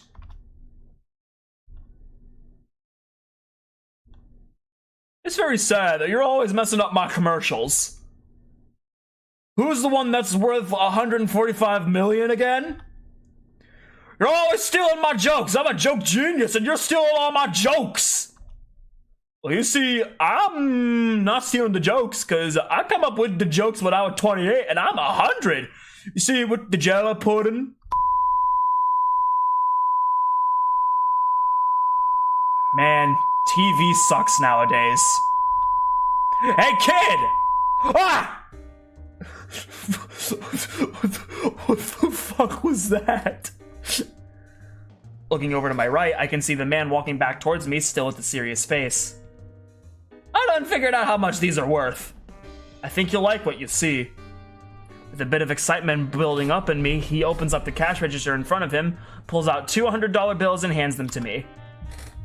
As I take them from him, I have to do a double take to make sure I'm seeing them right. No way! You're kidding, right? Nuh-uh. I don't know where you got them from, but they go for a pretty penny online. Huh. Now I kinda wonder where Yuri got them from. Once I confirm how much is in front of me, I stuff the money away in my back left pocket. Anyways, don't spend it all in one place. Maybe your cutesy little girlfriend should hold on to it for you. Well, I mean, those were hers in the first place. Yeah, I probably should. Thanks again, mister. Right. Now stay safe, kid, you hear? Right. Trying to ignore the fact that he called me kid about as many times as I have fingers on hand, I walk away from him to a different part of the store. And I wonder how much of that Yuri heard. Dessert? I'm missing every line. It's okay, Alligamer. I didn't stream it all last week, so it's fine. After a little bit, I managed to find Yuri on the opposite end of the store. She's standing in front of a clothes rack with some rather expensive looking clothes on them. I wouldn't expect her to be looking at clothes, but... Actually, come to think of it, I don't know what I would expect her to be looking at. Books, more like it. Approaching her, I tap her on her shoulder. Hey, all done. Oh, hey, love. She pulls some clothes off her rack and presents them to me. How would this look on me? In front of me is a dark blue t-shirt followed by a rose-colored, almost raspberry-colored cardigan. It closely resembles what she's wearing right now. Not too sure about that. As I divert my attention from her, I look over to the clothes rack about 2 away from the one she's at. A lavender-colored dress with red bow ties in the middle and white frills on the bottom is what I pull out and present to her. I think this would look great on you. She then takes it from me, inspects it, and feels what kind of material it's made out of. Oh my. That looks pretty expensive. Flipping it around, she presses it close to her body as if to see if it will fit. It's in my size too. Maybe I'll have to buy this someday. I'd love that. You'd look so cute. Not that you don't already. She proceeds to put the dress back in its spot and unexpectedly hugs me. Oh, I love it when you say things like that. As I wrap my arms around her, I speak gently into her ear. Oh yeah? Well, I have the bestest, most prettiest girlfriend ever. She squeezes me tightly, to which I return the favor. With us being this close and her embrace as tight as it is, maybe I should think of my words better if this is gonna happen in public. I mean, I'm not really complaining or anything. Once she reluctantly releases me, my left hand goes into the back left pocket. Oh, by the way, here's what we ended up getting from your knives. Pulling the money out, I present both $100 bills to her. No way! Yeah, I was taken aback as well. She puts both the bills and stuffs them away in her bag. Ready to get out of here? I couldn't feel anything I want to buy. Alright, I couldn't find anything I wanted to buy. Sure thing.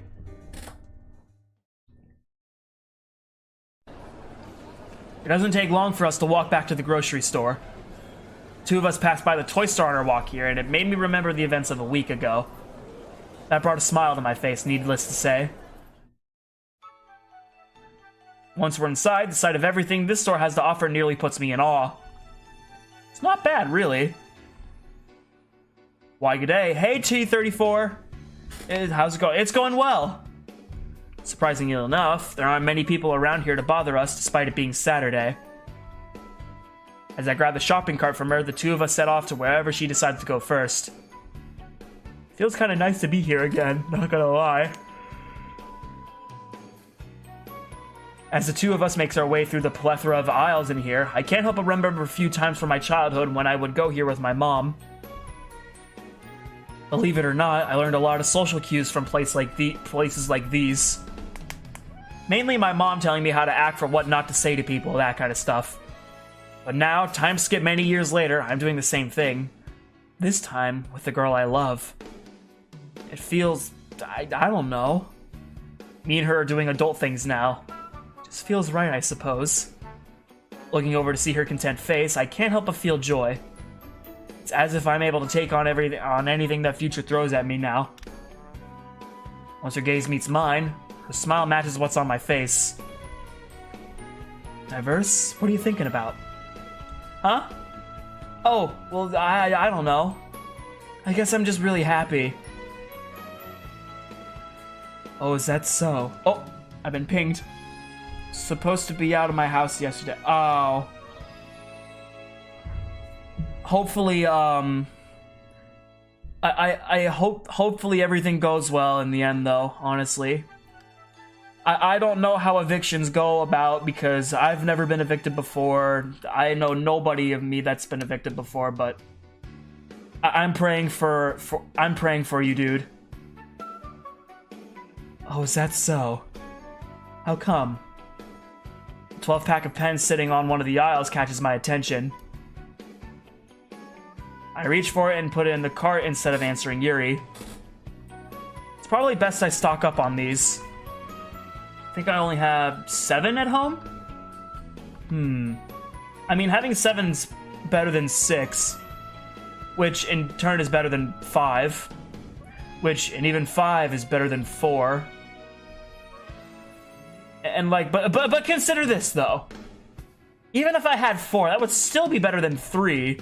I mean, hypothetically, if I imagine myself having only 3 pens to use at home right now, I think it would be okay with 3, but that's better than 2. I think 2 is finally reaching the point where I might be in trouble. But even 2! Even 2! It is better than what? The sounds of footsteps managed to break me away from messing around with Yuri. 2 younger children, a boy and a girl, run right past me and Yuri. A small gust of wind blows past me as I'm frozen in place, my mind racing for a short while. Man, where's their parents at? Not too sure. Looks like Yuri's also stopped in her tracks at what transpired. Their parents. Not long after, Yuri resumes walking to wherever she needs to be, lightly placing her arms around my shoulders to keep me with her. I wish I could wrap an arm around her, but I don't want to manage to cart one-handed. As the two of us walk around a little bit more with various items being put in our cart, I find myself taking a few glances at Yuri every now and then, all while making sure I don't run into anything. Lord forbid I cause a scene in here by knocking stuff over and any cause of casualties happening. Besides that, I can't help but think about what happened just now that stopped us in our tracks. I wonder if... Hey Yuri, mind if I ask you something? She gives me a warm smile, which makes me feel a bit more comfortable. Not at all, dear. Well, oh man. Now that I think about it, I feel it'd be kind of weird to ask her out of the blue if she wants to have kids someday. How about... What do you think about children? You know, I kind of expected Yuri to be surprised by a question like that. Instead, she remains quiet while she places probably $20 worth of stuff in the cart in one sitting. I guess I feel indifferent about them. I can see how they can be a joy to some people's lives, but also the opposite at the same time. Yeah, I can see that. I guess I feel the same way. I don't really feel like I can say much, however. I never really got to be around them besides school, and my bigger brother never really had any of his own. I think Yuri's smile is slowly starting to go away. I see. I'm sorry to hear about that. It's alright. It's something I've already learned to accept, so it doesn't bother me too much. What about you, though? Have you ever thought about having them? Oh, that was a little bit forward of me, wasn't it? I mean, I'm not ready to have them now. I mean... Wait, what? She then clears her throat and opens her eyes. I'm honestly not too sure if I would make a good mother. The thought of being a parent seems really scary at times. Especially if I were to be all by myself. Just the thought of all by myself makes me feel a little uneasy. Understandably so, especially with how things are in the world nowadays. We'd both have to be financially stable or something like that. No, I just realized what I said to her. I really need to think before I speak. There's a weird sense of nervousness surrounding me. I bet Yuri's affected by it too. Sorry, I didn't mean to put it that way. No, it's fine. You're absolutely right. It is a pretty big responsibility after all. Yeah, true. I don't think I could do that by myself. Diverse, look out! What? Yuri pulling back on my shoulders stops both me and the cart in our tracks. Just in time, too, we managed to stop in front of an even younger girl who's blocking our path. Purple shirt, freckles on her cheeks, and curly brown hair. Cute. Kid stares at us with eyes nearly wide open. Both me and Yuri look at each other like we need to confirm what's in front of us. Go on. Oh no, she doesn't mean... Looking away from her, I nervously walk away from our cart until I reach the child in front of us. Slowly getting down on both knees until I'm nearly eye level with her, I make sure to lighten up before I'm speaking. The child's face shows a look of curiosity. Left hand goes to the back of my head. Are you lost or something? Child then smiles and somehow extends both arms. As I'm about to bring my right hand from her to grab, she forcefully grabs a hold of both sides of my hair instead. Ah! You think this would hurt, given what the child is doing, but with her hair this long, it'll take a lot more force to be noticeable. As I'm hearing Yuri giggling to herself in the background, I can't help but sigh at the situation I've gotten myself into. Oh, brother. You can let go now. Kid's not letting go. Ugh. Yuri, a little help here? As I'm stuck in place, all because of a wandering 2-year-old, it takes a little bit of time until Yuri walks up beside me. When she gets down to knee level, she brings her hands in my hair and carefully pulls the child's hands away. As her hands are removed, they cling onto Yuri's hands, and her mischievous smile never goes away. Mama! I can't help but quietly laugh to myself over how adorable this is. Adorable? Are you... This is awful! After a little while, Yuri picks up the child with both hands on her stomach and brings her into her arms, much like you would a cat or a baby. Surprisingly, she doesn't give her any trouble at all. Isn't she cute, Diverse? Walking up to Yuri, I wrap an arm around her and look at the child, whose smiling face is buried in Yuri's chest. I suppose so. Maybe you would make a good mom. I purposefully look at Yuri and give her a confident smile. When she sees me looking at her, her smile matches how mine must look right now. I can't help but start to get lost in her violet eyes yet again. I'm starting to feel this warm, surreal feeling. We're actually doing big adult things together. This is awesome! Where's the mom? You know what? Reaching into the cart of the bag of red seedless grapes Yuri put in there, I pull a few out of the bag and show them to the 2-year-old in Yuri's arms. Open up! With her eyes on the prize, she reaches over and takes them from me. Mine! Doesn't take long for all of them to be devoured. Diverse, are we supposed to pay for those first? Shh. What they don't know won't hurt them. Besides, it's just 1 or 2 or 5, or not, mainly 5. It's not long after, however, that a man and woman approached my parents' ages, approached the 3 of us. They don't look upset, but not quite the happiest either. Ah, that's where she ran off to! Oh, was this your child? Was? She is! This tone of voice puts me a little less at ease, which makes me look away from him. Yuri manages to break away from my arm around her and walks over to the older man to give him her daughter back. Once she's handed over, the 2-year-old doesn't look so happy anymore. She reaches her arms to Yuri while they're walking away. Mama! As the older couple walk away, child in tow, I look over to Yuri, who still has a noticeable blush on her face. She imprinted on Yuri! A child imprints on Yuri, what? Well, that was certainly something. Indeed. What's wrong? Don't like being called Mama? I can't help but playfully stick my tongue out at her. No! She takes a deep breath before speaking again. We should probably finish up here. Yeah, good point. With that, the 2 of us continue our journey through the store with an unusual silence between us. Seeing that played out in front of us just then, how I felt being close to Yuri with the child.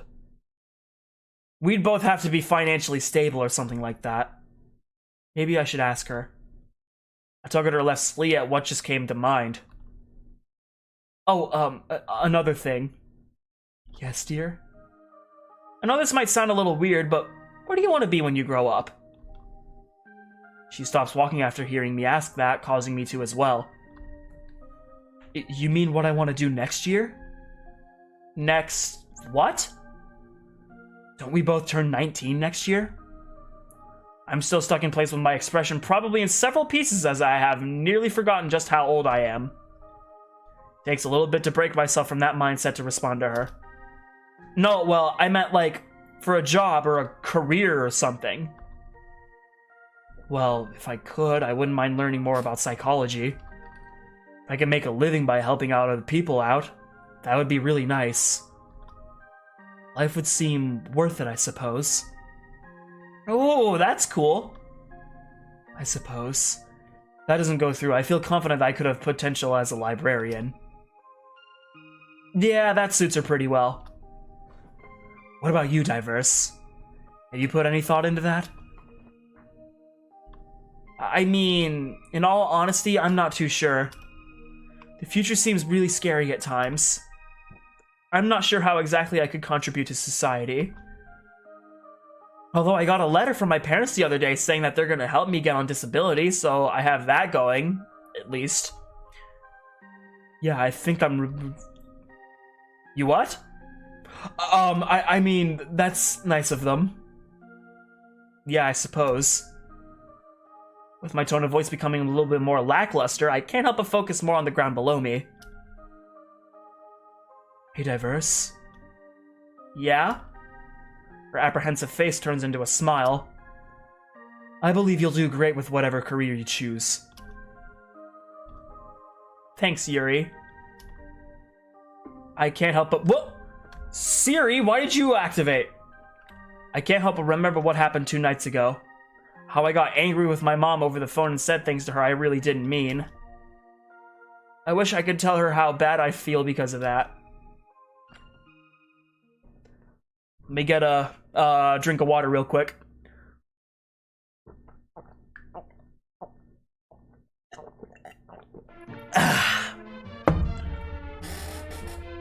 Oh crap. The mat's wet now. Let me get my robe with that. There we go. Several hours later. Alright, almost back home. I think I'm starting to feel a little bit tired after all that's happened today. It's a good thing we were allowed to eat on the bus. 2 of us ended up sharing a pre-made sandwich from the store.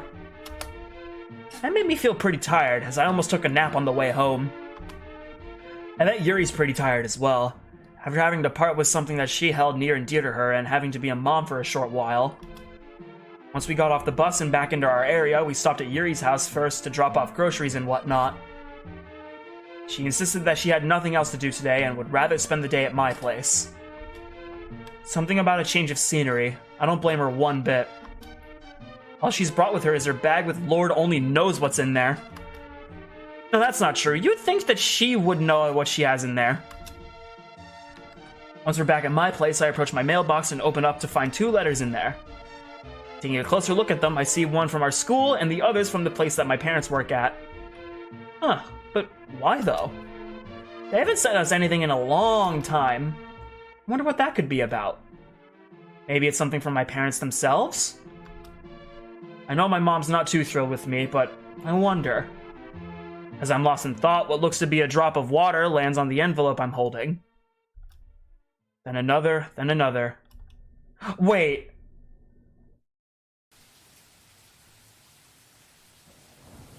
The sounds of rain falling, air moving rapidly, and thunder in the background assault my ears.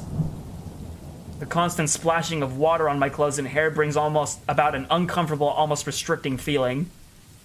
With my face showing discomfort, I quickly bring both my arms above my head and run under the awning that's above the front entrance of my house.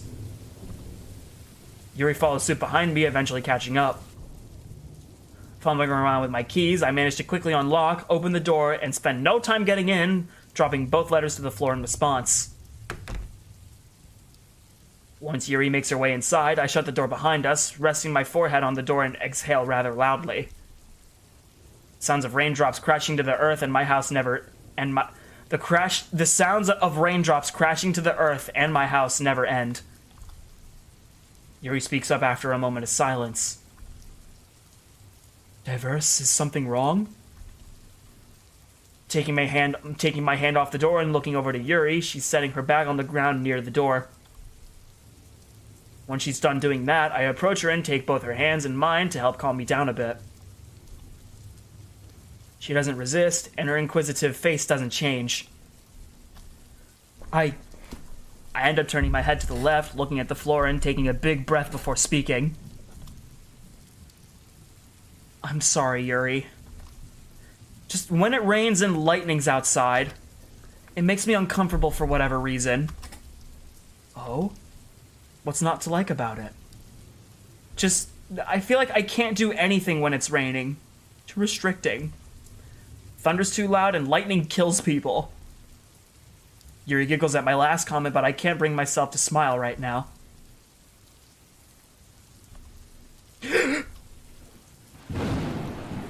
Ah! My hands quickly leave Yuri's and go over to my ears.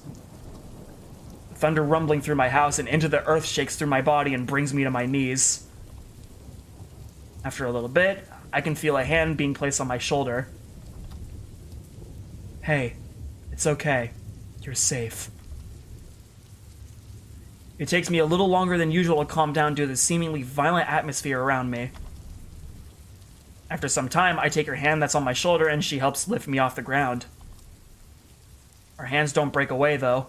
I still don't have it in me to make eye contact with her. I don't mind the rain, personally. How so? The way it sounds is just relaxing to me. It helps me fall asleep at night sometimes. I mean, I guess that makes sense. How's it relaxing to you, though? She takes a deep breath before responding to me. Because we're both safe from the danger it could bring. You said yourself that thunder can be too loud and lightning can kill people. Is it not at least somewhat reassuring knowing that nothing like that can reach you in here? Huh. How come I'd never thought of that? Yeah, now that you mention it. There is an awkward silence between us as the light sounds of rain and thunder in the distance help the earth go round. I guess another thing. The rumbling feeling from thunder seems to mess up all my senses in some weird way. Like it's shaking me to my core, something like that. I can understand that. I have an idea, though. How does tea sound? Would that make you feel better? I slowly turn my head to meet hers. Yeah. That doesn't sound too bad. Excellent. Our hands break away as she reaches down for her bag. Once she's in my kitchen, she reaches into her bag, pulls out a yellow and purple box and the new teacups for me and her we got from the store. Next, the sounds of pots and pans being moved fill my house. This is starting to become a bit much on my ears. Have you ever had lavender chamomile before? No, I haven't. When she has a small saucepan in her hand, she fills it up with water for the both of us. Subsequently, she places it on the stove, turns the burner on, and pulls out 2 tea bags to set on the counter. I may as well go lay down on the couch for a little bit until she's all done.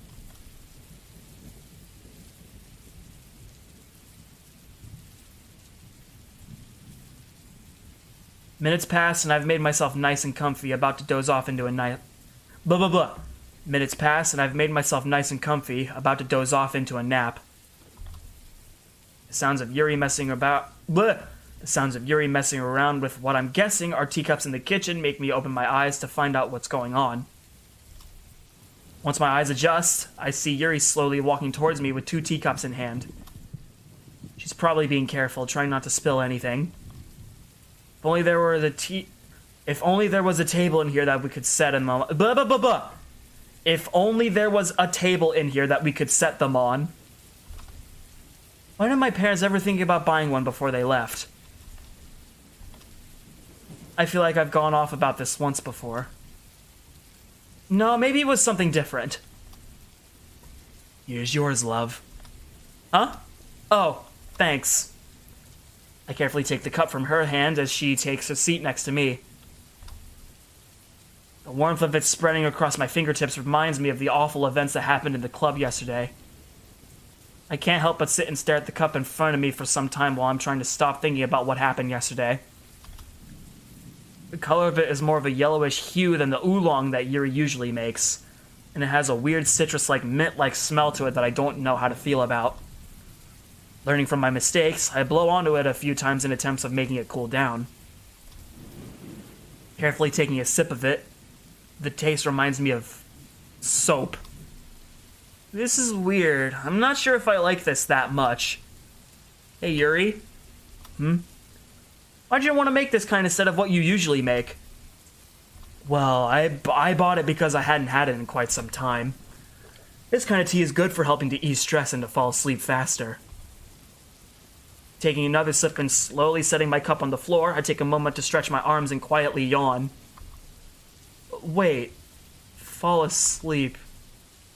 No, wait. Did you plan on spending the night again?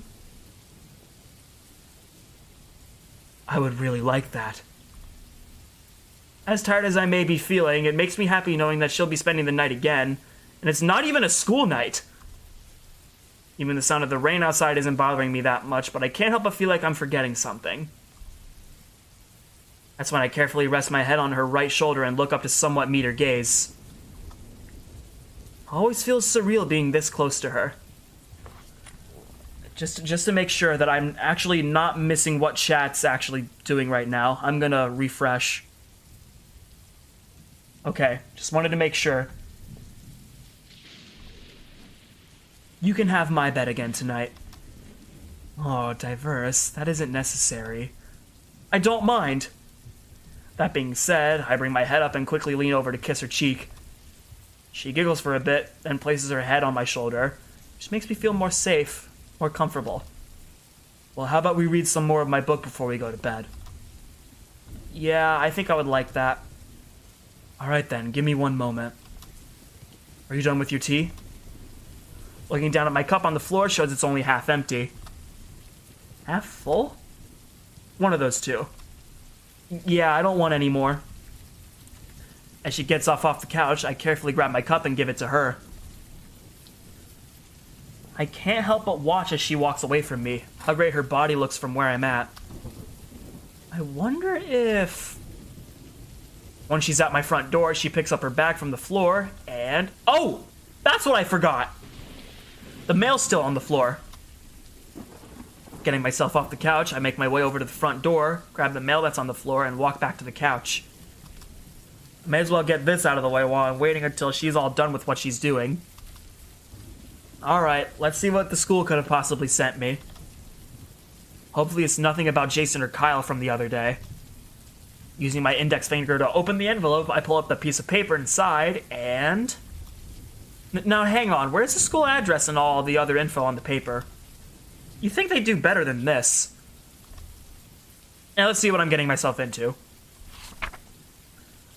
Diverse. We are writing this to let you know that you and your dearest friend have been acting out of line lately.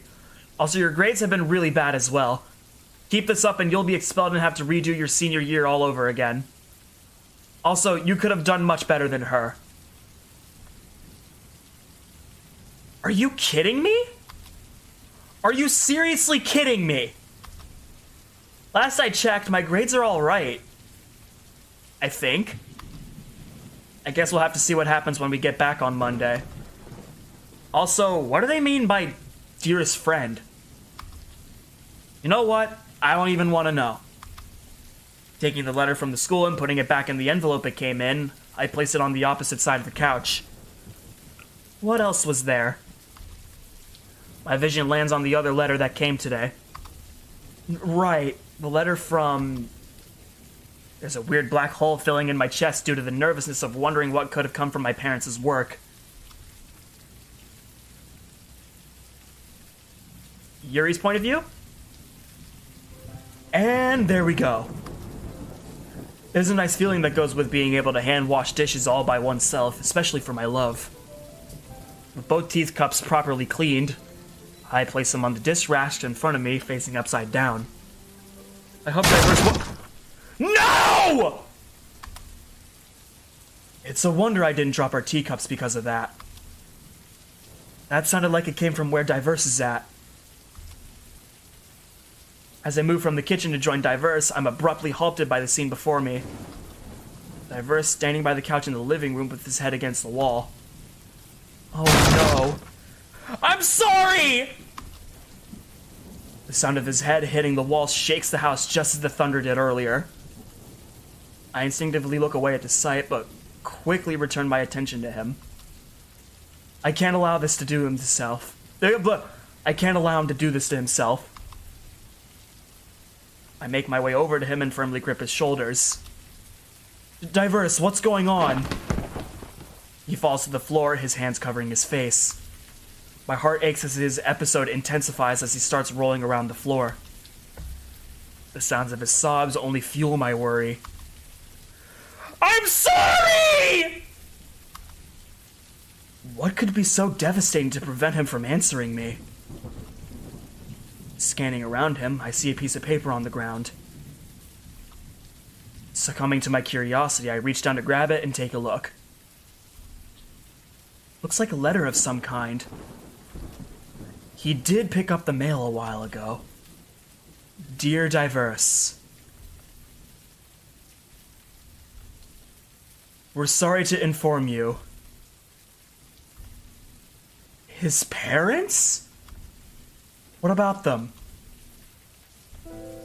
What?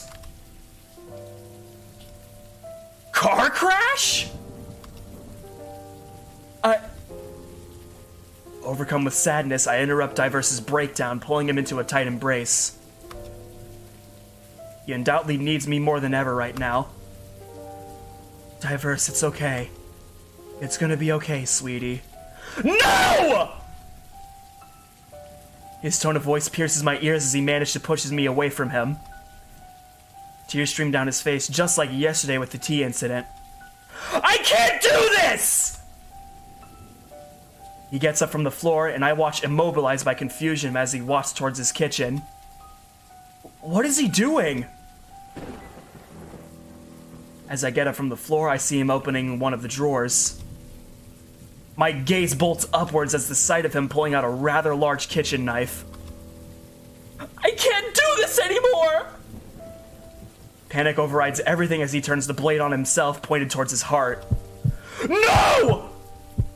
My life seems to flash before my eyes as I frantically rush over to stop him. Once I'm in front of him, I forcefully grab where the blade meets the handle and try to yank it out of his hands with all my strength. An all too familiar stinging spreads across my fingers as a result. He resists as the knife inches closer towards him. Emotions raging inside me at the sight, my other hand grabs the handle as I pull with everything I have. This deadly tug of war comes to an end as the knife escapes his grip, but this sends me tumbling back and him forwards. I'm immobilized by a sudden rush of pain as my back hits the floor and a loud metal clang is heard behind me. Once my sight returns to normal and I'm on my knees, the knife Once my sight returns to normal and I'm on my knees, the knife we had is nowhere to be seen. No! Looking over to Diverse shows him face down on the floor, trying to take a hold of a cupboard handle. Watching him grip the handle tightly, I shut my eyes as he forcefully brings the door towards his head.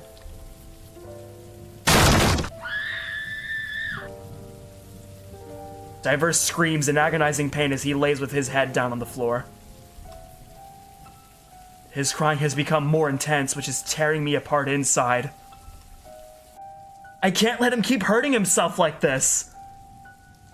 Slowly knee-crawling over to him, I use all my strength to lift him up and embrace him yet again. Even tighter this time.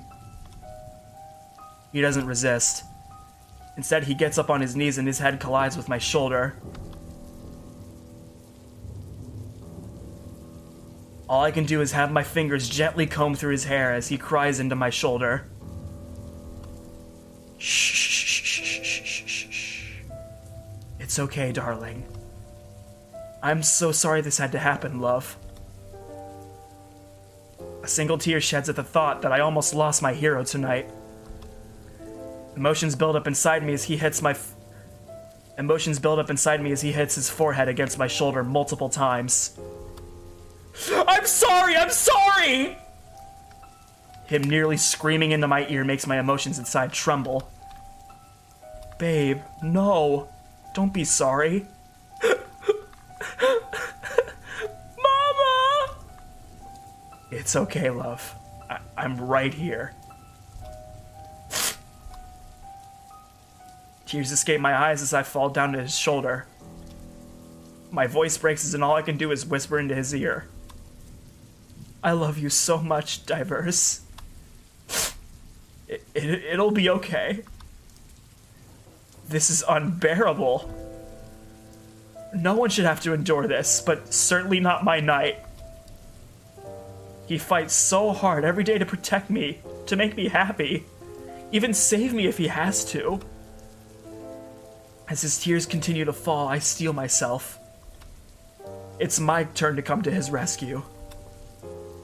As we're both quieting down, the stinging in my fingers seem to fade away and I'm feeling exhausted, physically and emotionally. He's probably feeling the same. I lean forward to whisper into his ear again. Diverse, let's go to bed now. He doesn't respond. He just rests his head on my shoulder and sniffles a few times, his grip on me loosening a bit. It's okay, Diverse. I know what to do. My right arm holding the embrace, I bring my left arm around and under Diverse's knees. I secure my grip on him and lose all my... I secure my grip on him and use all my energy to lift him off the ground. He's heavier than he looks, but I can manage. I must, for him. Both his arms wrap around my neck as he rests his head on my shoulder again.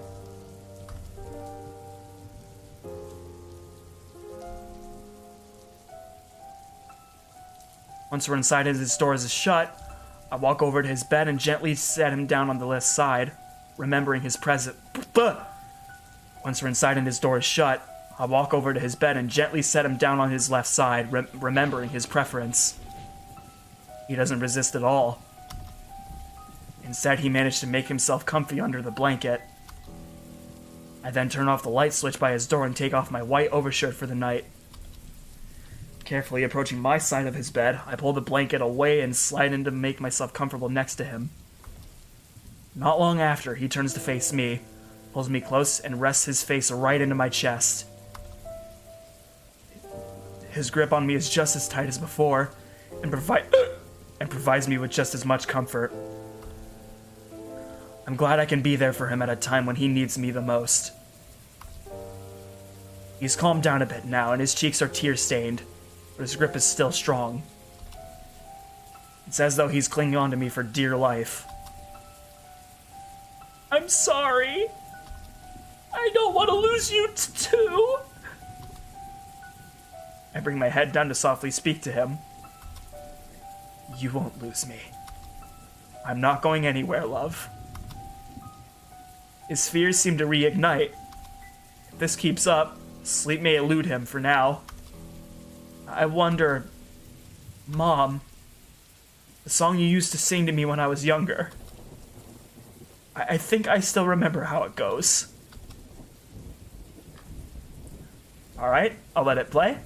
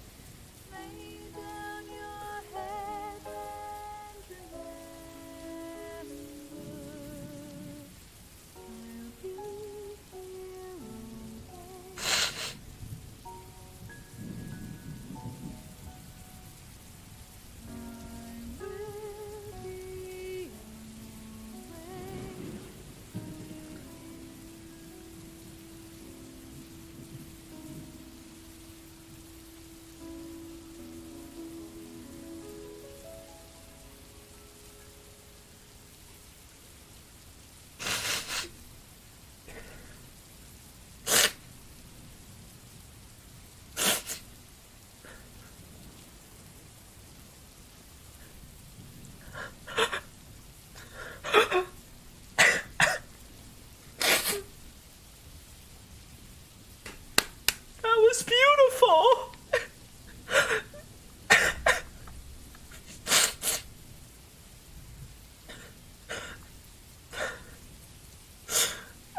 I haven't cried like this since Fruits and Sayori's route. That was beautiful.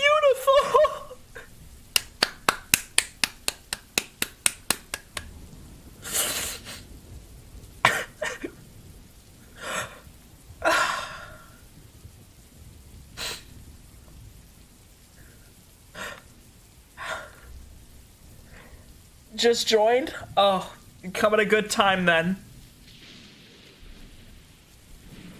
Alright. If you just joined, what happened was, Diverse's parents just died in a car crash and he had a mental breakdown. And Yuri sang to him while he was drifting to sleep. So...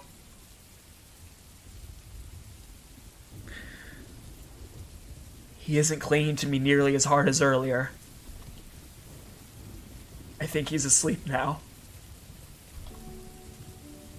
I can't help but feel remorse for him, having to lose two of the most important people in his life. My parents aren't around when I need them, and it can be overwhelming at times. I don't dare imagine how he's feeling. I'll always be here for him now that they can't. I'll do anything to keep my love out of harm's way. anything. I take one of my hands away from his back, place it comfortably in his hair, and bring my face towards his until our noses lightly touch. I can feel my overall heartbeat going down slightly. It warms my heart at the idea of being a mother figure in someone's life. Maybe he's right. Maybe I would make for a good mother. That letter of his that's still in my bag and what it said, I want that to be us someday. This is all I really wanted in life, to help and protect the one I cherish the most. To hold him and be his guardian, standing strong. This is just like our poems we wrote for the festival. I continue to look down at his already closed eyes and watch his chest move up and down in tandem with the soft breathing coming from him. He's always looked so peaceful when he sleeps and he doesn't snore at all. I love that about him. Then I inch forward to kiss his forehead and whisper into his ear. Brick by brick, darling. Carefully laying my head down on one of his pillows and closing my eyes, the sound of Diverse's breathing is the essence that brings me into dreamland. We shall greet the morning together. And I'm going to make sure there's a morning to greet on.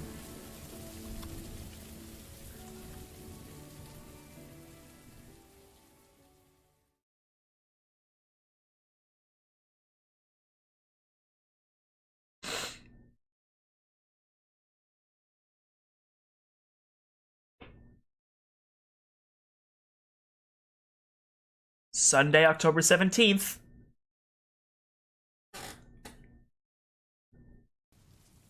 The rain from yesterday hasn't let up at all. Granted, it's a light rainfall. Diverse hasn't left his bed ever since I carried him upstairs last night.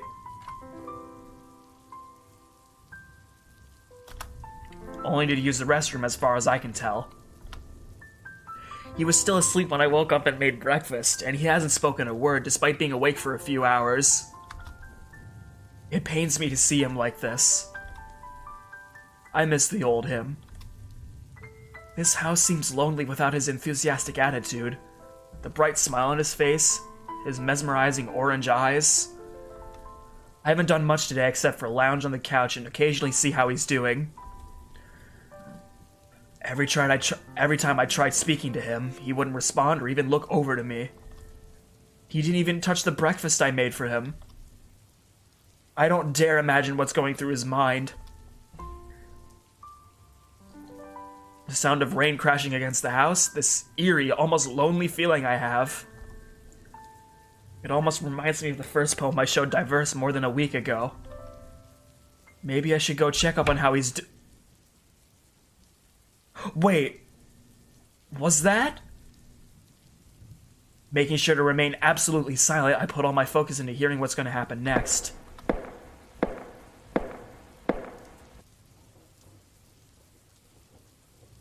He's finally up and around. Carefully making my approach to him, there's an uncomfortable silence between us as he doesn't make eye contact. This isn't any easier if he's in front of me. His cheeks are less tear-stained, but he looks void of any emotion. Hey, love, how are you feeling?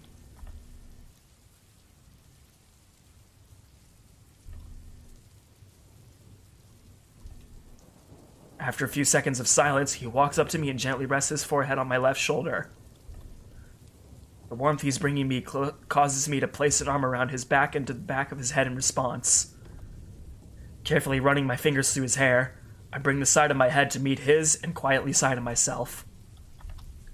He's not crying this time, which is a relief, but I can only imagine what's going through his mind right now. Is there anything you'd like to do today?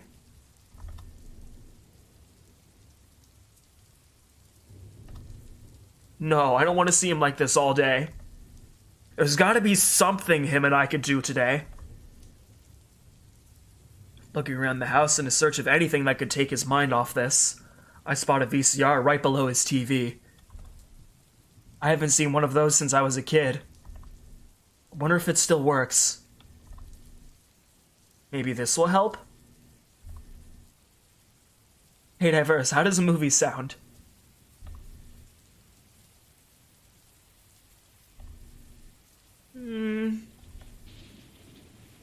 I can only guess that means yes. Come on, follow me. As he reluctantly removes his forehead from my shoulder, my arm that's around his back moves up to his shoulders as we both walk over to the couch.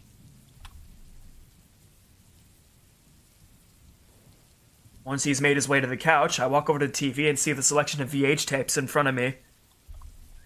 Taking my index finger and running them across the various tapes in front of me, my finger stops in one with a dark blue, almost black-colored cover. It has 5 different girls on it and a back silhouette of a man on the front, and it's called Fruits. Wait a minute. This was literally the mod that I just played in the previous episode. That's hilarious. What are the chances of that happening? Of 2 episodes back to back referencing each other. Or okay, Fruits not mentioning Castle Walls because that probably didn't exist back then. Anyway. Maybe he'll like this one.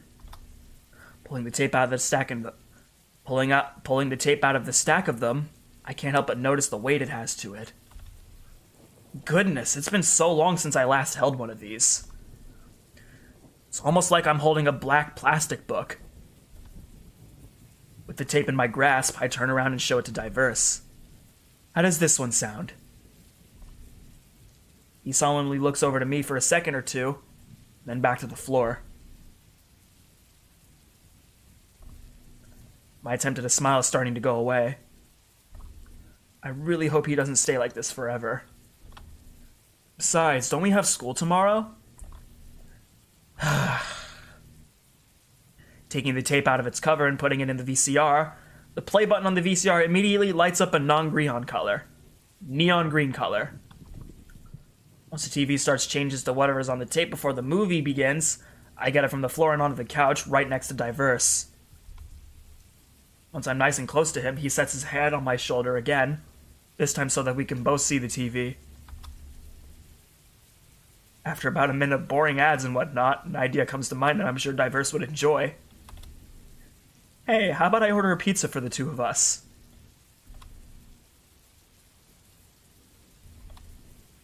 Diverse, come on, have you eaten anything all day?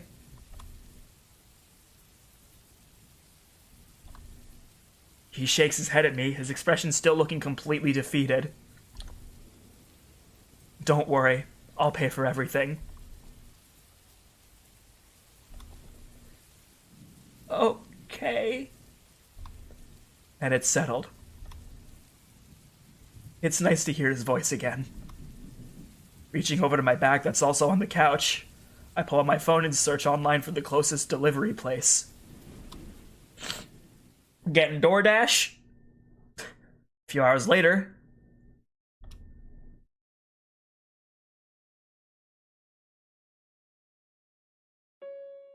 No matter what I say, nothing is going to mend these girls' broken hearts. Especially hers. The only real thing I can do is... The boy then approaches the girl and opens his arms as she responds and clings onto him for dear life. While that's happening, Diverse's grip on my arm tightens. I don't remember this being this sad. I'm so sorry for this. I wish I didn't have to leave. You didn't have a choice. This is the bad ending to Yuri's route. I don't blame you for this, nor will I ever. Me neither. It's been so long since I've last watched this. I only ask that you take care of yourself, okay? I promise. Do you think they'll have a happy ending? I just wanted to let you all know that I've really enjoyed my time here with you. I really hope so. You're an influence on us all, and I think you've done more for us than anyone else will. I have to be going now. Goodbye, everyone. Oh, why did he have to say that word? Looking over to Diverse shows him closing his eyes with a similar look from hours ago. Why do I have a bad feeling about something? The screen fades to black, and all that can be heard is the voice from the TV. And so, once I was on the flight out of the city, I tried to look past everything I was leaving behind. Whether or not I return, Lord only knows. I will take on whatever life throws at me with the image of her in my head. After a few moments of silence, the words 6 months later pop up on screen. Oh yeah. Never mind, this is the good ending. Wait. An area that was shown at the beginning of the movie shows up on screen along with the 4 main girls. This is at the festival. You're kidding, right? Diverse. Long time no see. The girl jumps in surprise and runs to hug him, which the screen fades to black and the credits start playing. Yep, that was literally the good ending to Fruits. Diverse, on the other hand, gets up off the couch, his expression showing unhappiness. Are you seriously kidding me? He then starts walking around his living room. You can't just put 6 months later up out of nowhere and not explain anything that happened in that time. He then places his hand in both his hands and stops in place. It's okay, Diverse. I understand what you're saying, and I know what they did wrong there. You do? I give him a confirming nod and a slight smile. Mm-hmm. When doing a time skip like that, they've got the part down where they said what time it was. What's also important is to explain what happened during the in-between, even if it's a brief summary. If you can do that, then you can skip as much time as you want. That's my writing tip of the day.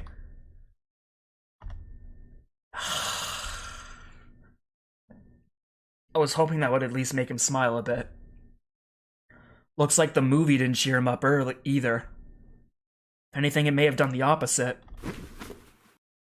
Now he's gone from standing in place to sitting on his couch. His arms seem motionless as he stares at the floor. As I'm looking around the house for anything that he and I could possibly do to cheer him up, I'm noticing it's a little more silent than usual. Taking a moment to look out his window, it's dark outside, but it stopped raining. You know what? This might just work. Taking the TV remote and turning on the TV, I give Diverse my full attention. Hey, hi, Diverse. It finally stopped raining. Why don't we go outside for a bit? Some fresh air might do some good for the both of us. He looks over to me, almost unsure of what to say. He's probably lost in thought. But it's wet outside. Do you have a spare blanket we could lay down on?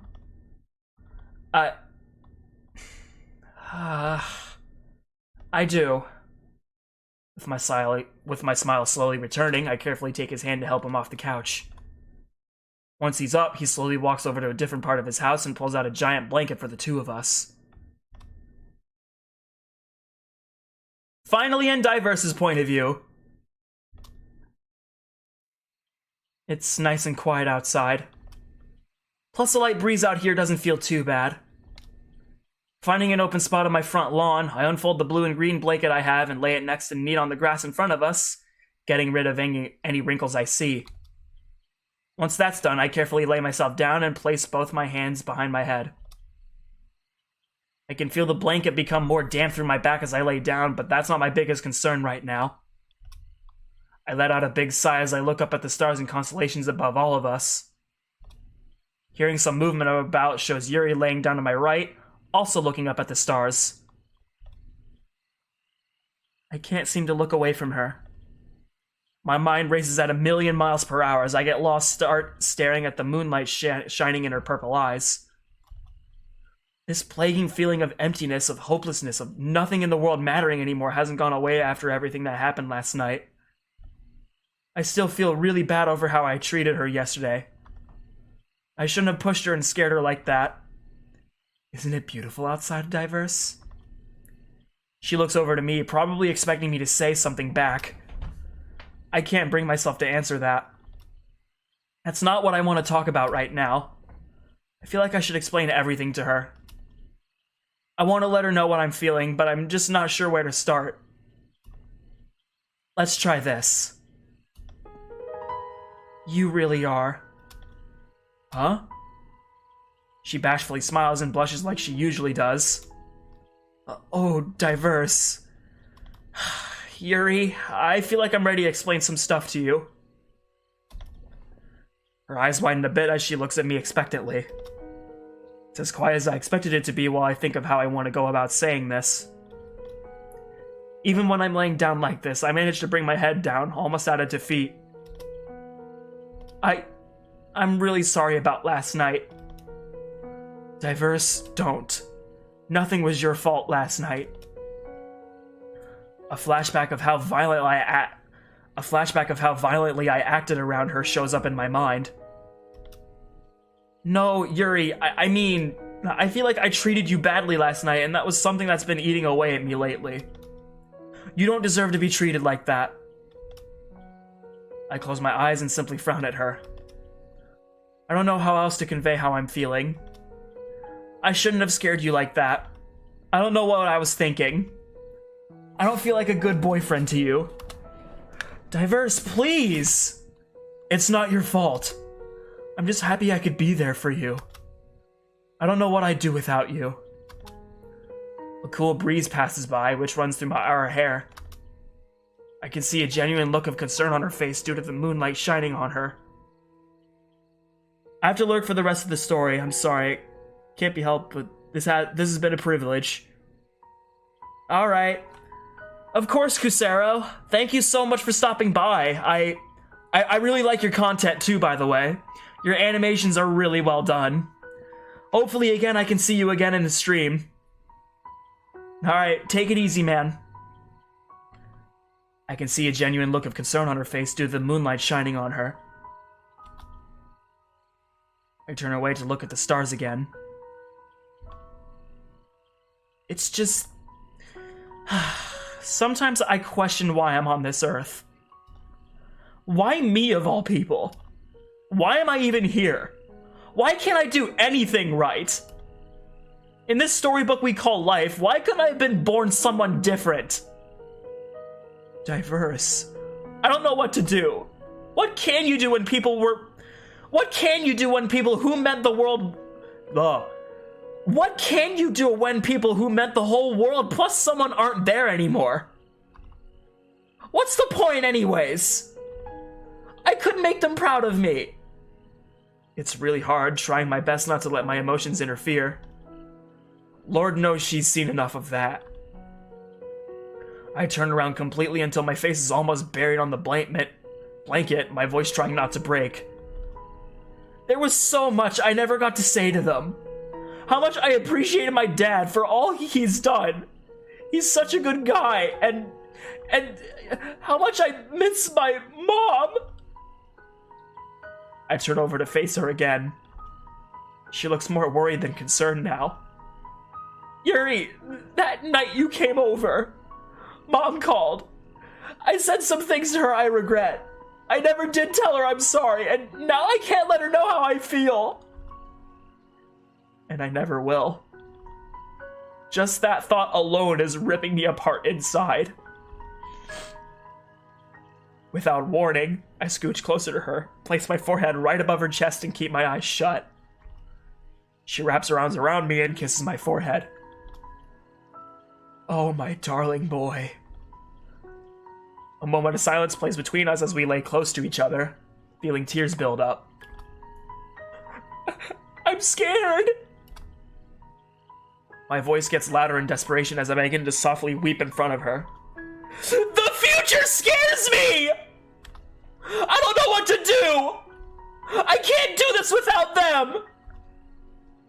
I wrap my arms around her tightly as she's the only thing I have left to hold on to in this world. I don't want to do normal people stuff all by myself. I can't do it. I just can't. What am I gonna do about filing taxes or getting health insurance or social security or getting a job, buying a house? What if I mess something up and it messes up my forever? What if I can't do anything right? They're not here to help me anymore. Who will be there to watch over me? A few moments pass as my emotions play out in front of her again, trying to get a grip on myself. But it's so hard when it feels like nothing matters anymore. A faint is heard from Yuri as she gently brings a hand to run through my hair. I will. Her hushed voice almost sounds angelic. I move my head away from her chest to meet her gaze. Huh? Diverse, please. Let me help. Another moment of silence plays as I'm trying to process what she means. Diverse, I used to feel the same way about life before I met you. I thought I was gonna go through life alone, with nobody to help me out with my problems. Everything just seemed hopeless and with no direction, but that's no longer the case. You've been such a big help to me ever since I met you, and I can't thank you enough. But why? Why do I mean that much to you? I'm not normal like everyone else, and I can't do most things all by myself. Because you are not anyone else, Diverse. You've shown how invaluable you are to me, and I won't be able to forgive myself if I can't be there for the one who means the whole world plus some to me. You've made me feel loved and accepted when you promised not to leave me because of my problems, so please, trust me when I say I believe in you and everything you'll do. And if things seem too much to handle, just know that I'll be by your side for all of it. Even waking moment, just the two of us. Every waking moment, just the two of us. I think I figured out how to repay the favor, and I wouldn't have chosen any other way. I can't help but stare at her in a surreal feeling of disbelief, as if life is being flipped upside down again. My feelings of doubt and fear are slowly starting to go away at her words. Dude, do you really mean that? Of course. We made a promise to each other to help each other out. Remember? That's a treasure I promise I'll never forget. Yeah, that's right! There's no need to worry anymore, darling. Everything's alright. A comfortable silence plays out as another breeze rushes by. I manage to bring my face close to hers until our noses touch, and I grip her body a bit harder. Your hugs are so warm, Diverse. I love that about you. I'm left speechless. I can feel a burning feeling in my heart going out of control. Everything that seems scary is slowly melting away. The future. No. Our future seems a lot more bright. And it's all thanks to her. I have to let her know how much I appreciate her. To show how much I love her. I have found the one whom my soul loves. Closing my eyes, I lean forward and to my right to press my lips against hers with noticeable force. Time stops as she returns the favor. All I can focus on is my heart pounding faster and how soft she feels when we're this close. Once we pull away from each other, the burning feeling from earlier doesn't go away. It's getting stronger. I bring my voice down to almost a whisper. Yuri, I look away from her and point a finger up to the moon. Do you ever just want to spread your wings, fly up into the sky, and just shout to the world how much you love someone? Diverse, I spread my wings, not to fly, but to hold you close. The burning desire in me grows even more as I look over to her. I can't hide it from her anymore. I close my eyes and kiss her again, this time more softly. As she returns the favor, I open up a little to let my tongue touch her lips. Soul poetry ensues as she opens up and does the same, our grip on each other never ending.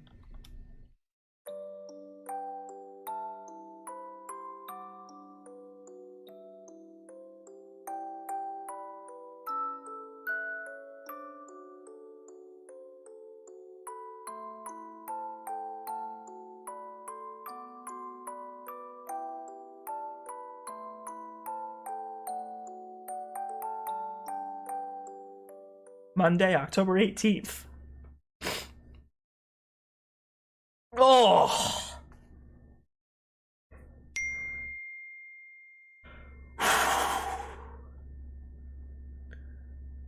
What? Huh? With the sound of my phone going off waking me up, I rub the sleep out of my eyes and stare at the ceiling above me. It takes a little bit for my eyesight to adjust to what's going on. Leaning over to my left side shows that Yuri's not beside me. Where'd she go? After staring at my wall for a little bit, thinking of nothing in particular, I remember what woke me up just now. Oh yeah, who could that be? Reaching over to my phone on my nightstand, I flip it open and the screen reads, one new message, Monica. Monica? Oh boy. Let's see what she has to say. Diverse, I haven't seen you and Yuri today at school. Everything alright? All I can do is stare at the screen in front of me, unsure of how to respond back to her. After being stuck into place for a few seconds, my sense of smell picks up on something lovely. Hey, wait a minute, I know what that is! Averting my attention away from my phone, I turn towards my door and leave my room to see what's up. Once I made my way down the stairs, my sight picks up on Yuri in front of my stove again. Looking around her shows a yellow box of pancake mix and a trans-succulent plastic bowl with a red spatula in it on the center. So that's what smells good! I take this moment to silently approach her right side and see what's going on. Ugh, I really need to pull myself together. Ugh. I take this moment to silently approach her right side and see what's going on. I'm getting some deja vu feeling from this. Once she looks over to see me, she puts on her signature warm smile. Why, hello, handsome. Words make me feel warm inside, and so does the stovetop in front of me. I give her a small smile, but don't respond back to her. Looking away from her shows 4 golden brown pancakes in a large square pan. My guess is that they're almost done. The scene in front of me. This is something that Mom used to do all the time. And it made me happy every time. Diverse, how are you feeling? Looking back over to Yuri, she's taking the pancakes off the pan and onto a plate for us. I'm feeling a bit better than yesterday. That's good. Are you ready to eat? There's this crazy feeling of appreciation for her going on inside me right now. Hey, I know what I can do to help. Oh? What's that? Without another word, I walk over to my fridge to pull out the butter, reach down into the cupboards below and pull out the syrup.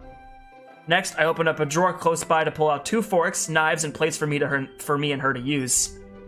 There, I got this for us. Aw, well thanks, Diverse. Once I'm up beside her again, we make our way to the table and set everything down in front of us. We both take a seat and get everything prepared for breakfast time. Pancakes, butter, and then syrup. And in that order. She does the same as the two of us contently dig in. I've always loved the fluffy feeling of pancakes and how syrup complements it, even if I do put way too much on my plate. I don't know what it is. Something about it covering the whole surface or area of my plate just feels right. That is something that my mom always got on me about. Mom. Looking up from my plate shows Yuri with a happy look on her face. My smile's starting to disappear as I look to the left and to the right.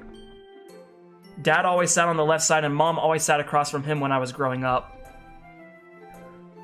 I set my utensils in both my hands down on the table and let out an audible sigh. What are you thinking about? I was thinking about Mom and Dad. They always sat across from each other during dinner time or whatnot, and how we are now reminded me of that. Diverse? I still can't help but miss them. She puts her utensils down and gently places a hand on mine, which jerks me from my sad stupor. I know, Diverse, but it's okay. Just remember you'll never be alone. I'll make sure of it. I can feel a small smile returning to me as I take my hand and place it on top of hers. Thank you, Yuri. A coy smirk appears on her face as she places her other hand on top of ours.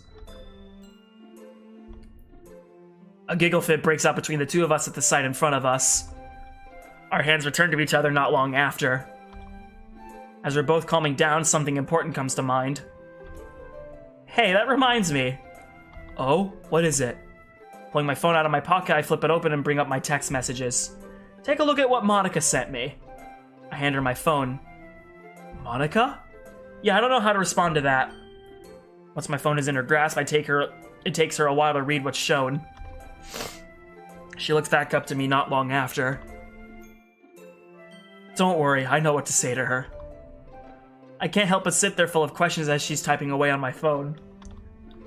And send. After she gives my phone back to me, I go to my sent messages and see what she could have possibly told her. Hey, Yuri here. Diverse is taking a mental health day and I'm making sure everything's alright. We won't make it to the club today. Yeah, she pretty much hit the nail right on the head there. Breakfast is pretty much done and the silence between us was comfortable. Yuri takes the liberty of picking up all the dirty dishes, but I stop her before she walks over to the sink. Hey, I'm gonna go outside and get the mail real quick. Oh, that's okay, Diverse. Don't be too long now. She always knows how to be cute, even when things aren't going the best.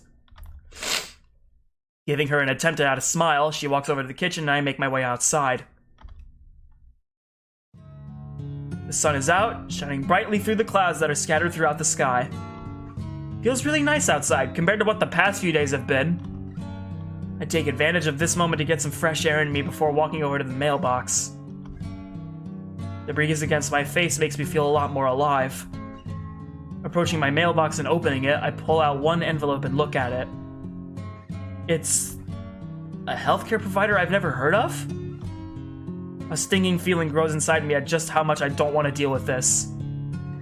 I'll deal with this later. Ah! Oh? Monica, maybe? Pull my phone out of my pocket and sure enough, it is her. See what she's got. Fine, just make sure you two show up tomorrow. Sayori and I have something planned for a club activity. Huh. Wonder what she could have had in mind. Can't help but stare at the road in front of me. Club activity. What could they possibly have in mind? If that's how Monica reacted to me and Yuri missing today, What? What? Monica again? Bringing my phone up to me once again shows one new message. Unknown. Flipping my phone open, I begin reading the wall of text on the tiny screen in front of me. Northside Credit Union here. We are confirming your monthly automatic deposit of $100 that has been pressed into your checking account. As per your representative payee's orders, thank you for partnering with us for your financial needs. Oh, that's good. Wait, hold on. Representative payee? That's who holds on to my money for me. Wait a minute. Dad told me that when he was still around, you don't mean... Feels like my eyebrows skyrocketed to the moon. Then, it feels like my whole world is crashing again, in a good way this time. Staring at my phone, I know what I want to do. Exiting my messages screen, I pull up my contacts and share out the words Yuri, Monica, and Mom and Dad. There's no way this is actually happening. Don't call me again unless it's important.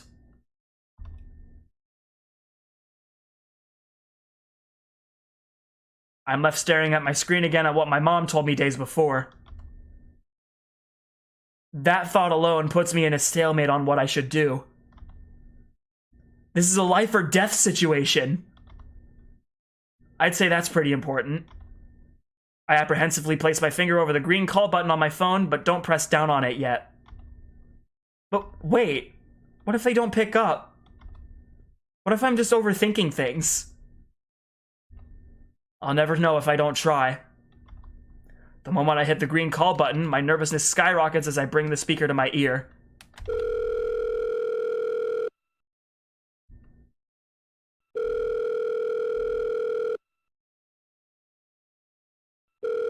I can't believe I'm doing this.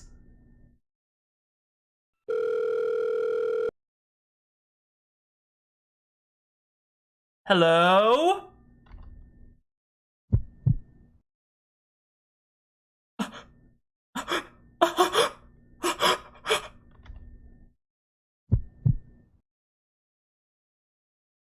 Diverse, what do you want? I can't believe what I'm hearing. There's no way this can be real. Mom? What is it? I'm still in shock at what's happening. Did you and Dad send the money over today? Of course, your dad did that the first thing this morning. Why are you asking in the first place? We've gone over this before you left, you know. Dad. Despite my mom's tone, it feels like my world's being flipped upside down just by hearing her again. This is almost too much to handle. Give me a second, chat.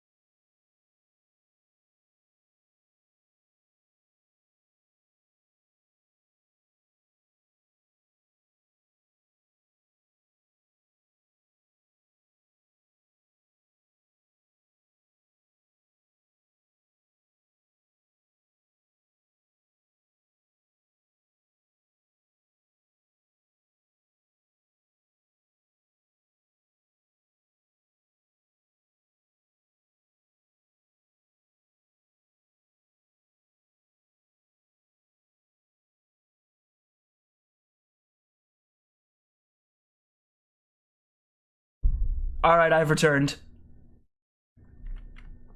Where did we leave off?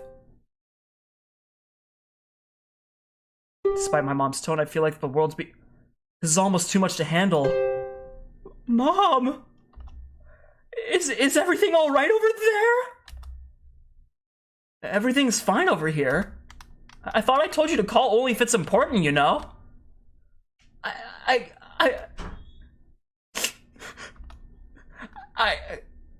Diverse, what's going on? Mom! I got a letter in the mail from your work 2 days ago. It's really hard to keep my composure now, but I'm trying my best. They said you and Dad got in a car crash and aren't with us. Are you serious?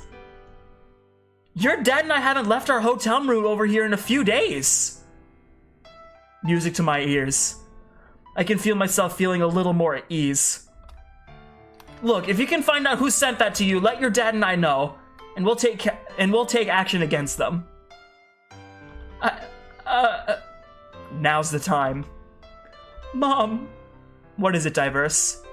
I feel really bad about what I told you the other day, and I felt like I would never be able to tell you this. I take a moment to breathe in and out. I'm really sorry about the things I said the other day. I shouldn't be treating you like that. I'm really sorry. Oh, well, thank you, Diverse. I'm sorry I reacted the way I did, too. Your dad and I both love you very much, you know? Mom, I love you guys, too.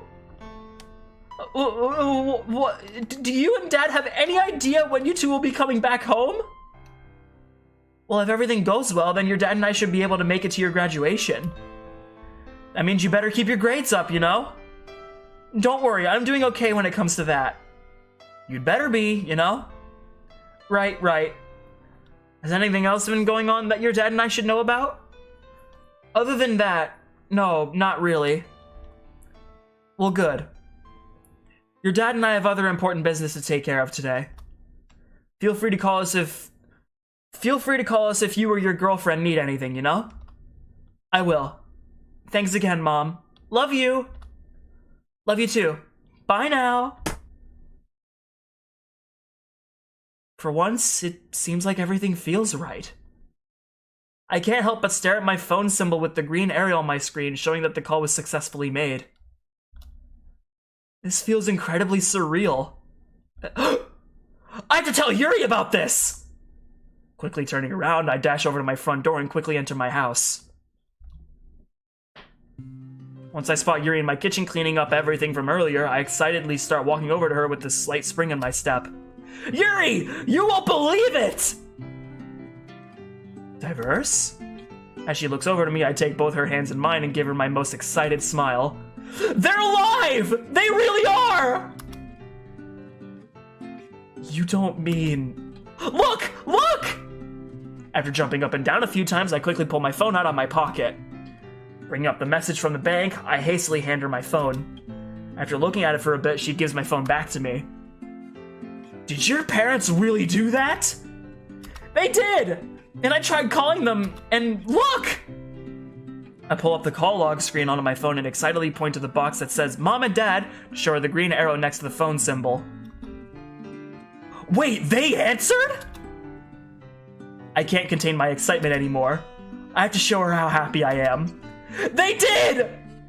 And without warning, I hug her as hard as I can, pick her up from the ground, and start spinning her around my kitchen. I'm so happy! This lasts for a few seconds as I think I can hear Yuri giggling out loud. Once that's over and we're not spinning anymore, I don't let go of her. Instead, she wraps her arms around me. Oh, Diverse, this makes me really happy to hear this. Me too, me too! Once I break away from her, I happily place my right hand on her shoulder. Why don't we go do something to celebrate, since I just got paid and all? Diverse, are you sure? Yeah, why don't we go out to eat or something? I carefully tighten my grip on her shoulder. I've got us covered. Besides, there's this place in town my parents used to take me all the time, and I'd like to share that with you. I would really like that. I remove my hand from her and flash her a bright smile. However, could we stop by my place real quick so I can change my clothes? I've been wearing these for the past 3 days now. Yeah, sure thing. 2 hours later.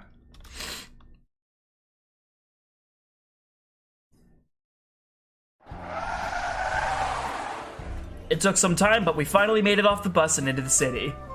We walked over to Yuri's house first so that she could change into some more clean clothes.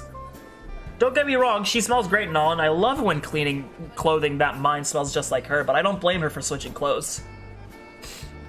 Have you ever worn the same clothes for a week straight? Ew. It's not fun, and gets uncomfortable, almost to the point of being unbearable. Besides that, the bus ride here was uneventful like always, and it's a good thing that nobody bothered me and her. Hey, Diverse. Lead the way for us, please. Oh, right. Looking around in the area to try to remember where it is, I end up remembering which way to walk after some time. Yeah, I know where to go. I gently take her hand in mine until our fingers mesh and give her a confident smile. Follow me. The two of us depart from the bus stop and walk the opposite way of where the pawn shop is. After holding the door open for her and the both of us walking in, the aromatic atmosphere immediately hits me. The smell of a burger place like this is truly unforgettable. That's one thing I'll always remember from my childhood. How certain places smelled, and this place has never lost that charm. The district sounds of people working and chatting adds on to everything, and all the different colors of this place has never bothered me at all. There used to be vintage memorabilia and old vinyl records hanging from the walls and ceilings of this place back to when I was a kid, but it's mostly gone now. One would think that an atmosphere like this would be too much for someone like me. Something about sensory overload or whatnot. But I guess everyone's different when it comes to that. Looking over to Yuri shows her looking around in awe, like she's never been here before or something. Hey Yuri, have you ever been here before? No, I have not. My parents very rarely took me to places like this when I was younger. I see. As the two of us makes our way in line to order, I notice there's not too many people in front of us. Something else comes to mind, though. Hey, how come you haven't told me much about your parents?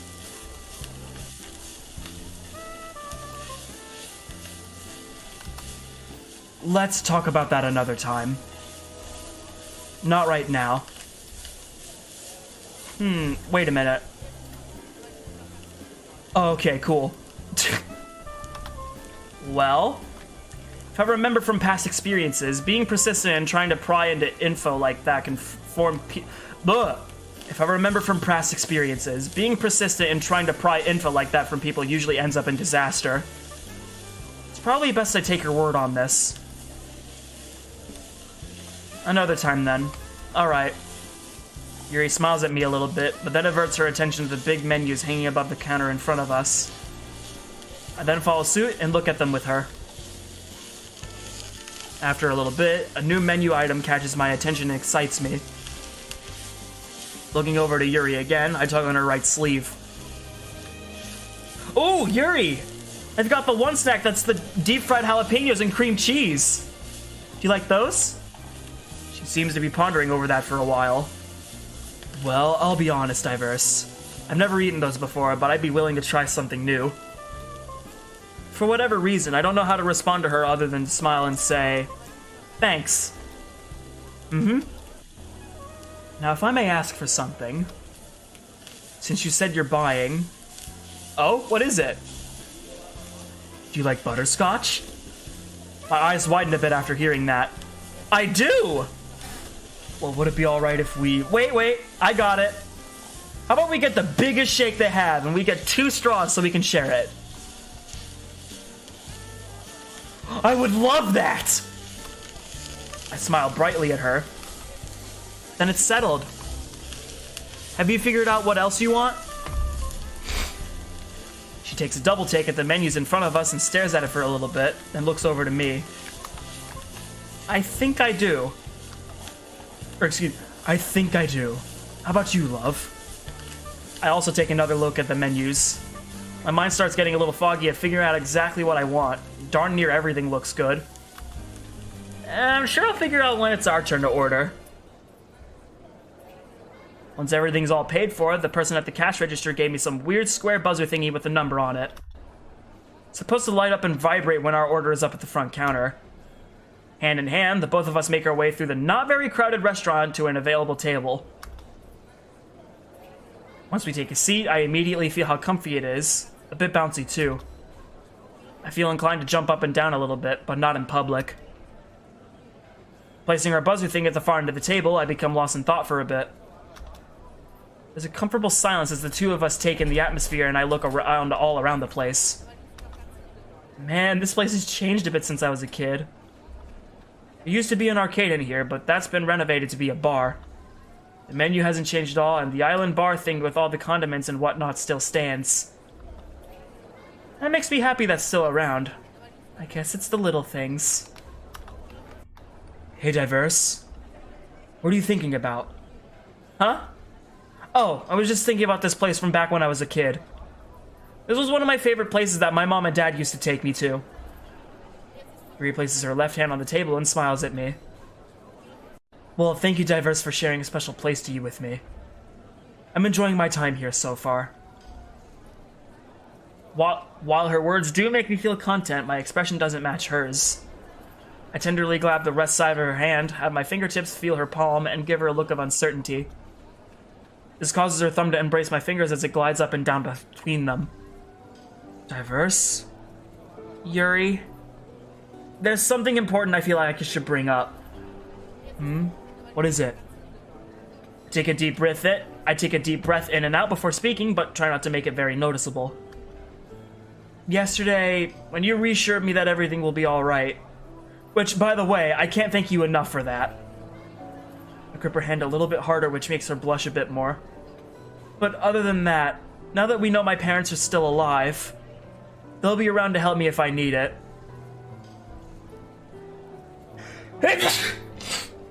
Excuse me. I guess what I'm trying to ask is, do you still mean everything you told me? Her look of concern changes to one of happiness. Diverse, of course I still mean it. I wouldn't be a very good girlfriend to you if I were to make empty promises. My smile becomes a little more genuine at her as her warm, comforting feeling starts to blanket me. Diverse, listen to me. I'm sorry for bringing this up, but about your parents, there will be a time when their story ends. It happens to everyone eventually. For the time they're around, we should learn from theirs so we can build upon ours. And just know I'll do everything in my power to keep ours going, and I can't reiterate enough how much nothing will change between us. If we weren't in public right now, I'd show her just how her words made me feel. Instead, I warmly smile and I might even be bright red and remove my hand from hers to extend my right pinky to her. Can you promise me that? It takes no time for her pinky to wrap around mine as her smile stays strong. Promise. The confidence in her voice. How her words make me feel. How stunning she looks right now. I really do love you, Yuri. You know that? I can't even begin to describe how happy she looks. And I love you too, Diverse. I tied my grip on her pinky by a little bit to show that I don't want to let go just yet. And I want to help you out with anything you may be facing for. Well, how does forever sound? Yuri giggles at me. Until the stars all fall down. Yeah, I like that. After getting lost in each other's eyes for a little bit, I ease up on her and our arms return to where they were on the table. You know, Diverse, a few minutes ago when I said I wouldn't make empty promises to you, that reminds me of something that happened to Sayori last year. Oh? What would that? Alright, here we are, you two. Averting my attention over to a much older girl walking towards us, she stops at our table. A white and gold-colored milkshake and a giant glass cup is placed in between the two of us, and a tray of jalapeno poppers is set down next. Everything in front of us smells wonderful. Next, she sets down two small white plates that are about the size of my hand, two big plastic-covered straws, then two sets of silverware wrapped around in napkins. Your order should be up pretty soon. Let me know if you need anything. Okay, thanks. With that, she smiles and walks away from our table, leaving us alone together again. I look over at what's in front of us, my mouth starting to water a little bit. I haven't had these in so long. I hastily grab one, its crispy texture not bothering me at all, and bite into it. Pure bliss could probably be seen from my face. These aren't really that spicy, which makes this all the better. Yuri, on the other hand, pulls out the gold knife from her bag and flips it open. At a glance, it looks like she's been keeping it clean for us. She grabs one, sets it on the plate in front of her, cuts it in half, short ways with little effort to reveal the green and white inside, and takes a bite. I like these, Diverse. They taste better than I thought they would. But I'm telling ya! Taking one of the straws and sticking it in my side of the shake, Yuri follows suit shortly after Taking one of the straws and sticking it in my side of the shake, Yuri follows suit shortly after on her respective side. Taking a sip reminds me of how long it's been since I last tasted anything with butterscotch in it. The sweetness of it goes great with vanilla. I can't hide my smile because of all this, but I am reminded of something Yuri said a little bit ago. Oh, hey, you said that something reminded you of something. She backs away from our shake and begins thinking for a bit. Oh, that's right. About Sayori. Yeah, what happened to her last year? Well, there was a time where she was really sad, all because someone near and dear to her mistreated her. If I remember right, her and her childhood friend became a couple last year, and they both seemed really happy with each other. The very few times we shared poems in the club last year, she would always write about how happy she felt. She just had this way of brightening up the club with her words. Yeah, I can see her acting like that. What happened to the two of them, though? From what I remember, he broke her heart by having an affair with a different girl, and he didn't tell her. Oh no! You don't just do that to someone like her!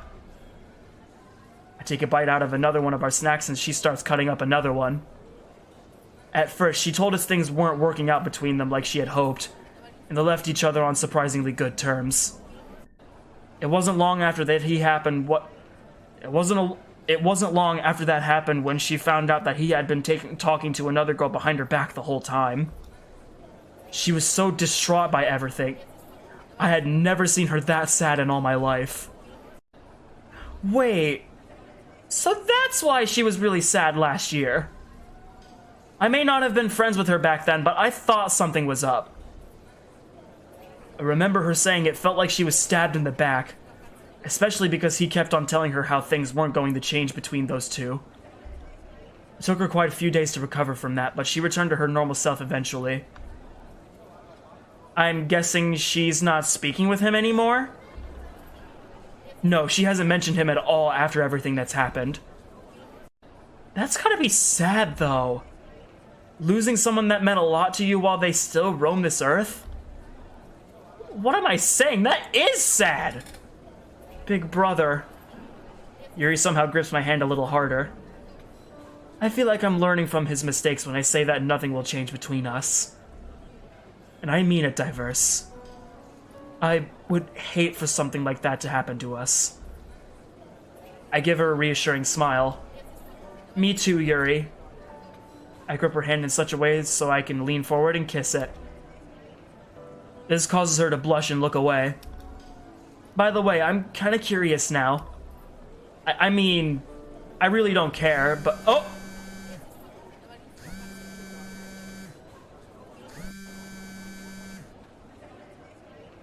What? Oh, looks like it's time. With that, I grab our buzzer, while ignoring the tingles it sends through my body, scooch over and get up from my seat. Yuri remains seated for whatever reason. Wanna come up with me in front? Wanna come with me up front and grab yours?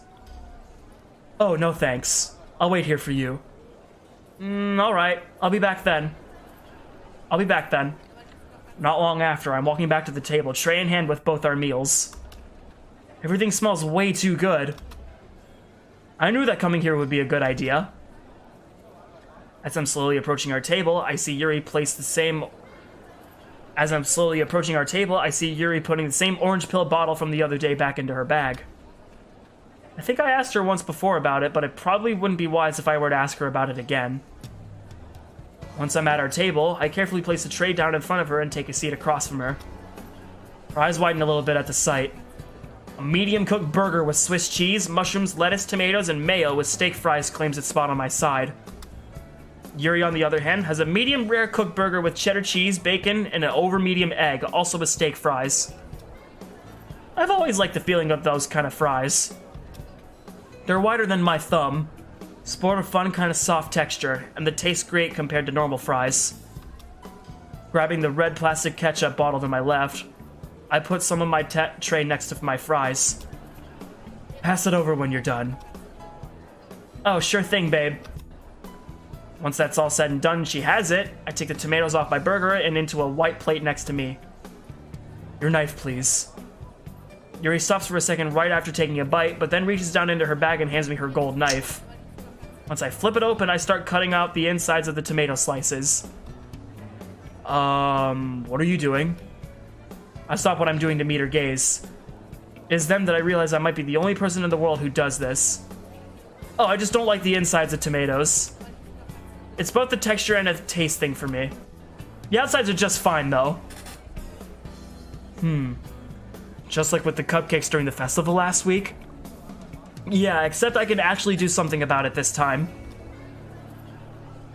Once I'm all done with doing that, I take the white napkin that my silverware was wrapped in and wipe off the knife's blade before retracting it. Looking back to her smiling face and giving her the knife back, She also takes the place with her tomato inside of... She also takes the place with... She also... Blah! Looking back to her smiling face and giving her the knife back, she also takes the plate with the tomato insides on it from me.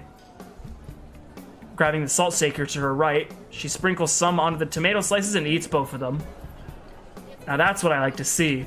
Not letting any food go to waste. She's a keeper. Wait. The festival was only a week ago? Felt like it was so long ago. Oh well. With tomatoes back on my burger, I take a bite. Everything tastes fantastic, and I'm sure that Yuri can say the same due to the look on her face. I can't help but prop my right foot on top of my left as both my feet and hands fidget because of how good I'm feeling. Diverse, is everything alright? Yeah, I'm fine, I promise. I'm just really happy to be here. She smiles warmly at me. I see. Thank you again for taking me here. I too am really happy. I can't help but smile at her. I knew coming here would be a good idea. Wait, what if... You know what, let's try this. Grabbing one of my fries, I dip it in some ketchup and bring it to a few inches away from my face. Hey, Yuri. What? Just like that, I managed to catch her off guard and stuff one of my fries in her mouth. She's frozen in place as I'm leaning back into my seat. Feels like I've broken the happy spell between us. After a second of nothing happening, I quickly remember something from a while ago to justify my actions. I look away from her out of nervousness. Oh yeah, this was the time when the lychee fruit, where Yuri fed it to him. Look away from her out of nervousness. I finally got back at you? Hey, Diverse. I look over to her, only to see a fry approach me and slam it in my right cheek. Now I'm the one frozen in place as she recoils as her fry falls to my lap. She falls among us for a short while until I bring my hand to my right cheek and look at the Silence falls among us for a short while until I bring my hand to my right cheek and look at my fingers to see something red. She just... Once the both of us realize what just now transpired, we both start laughing at how silly we just were.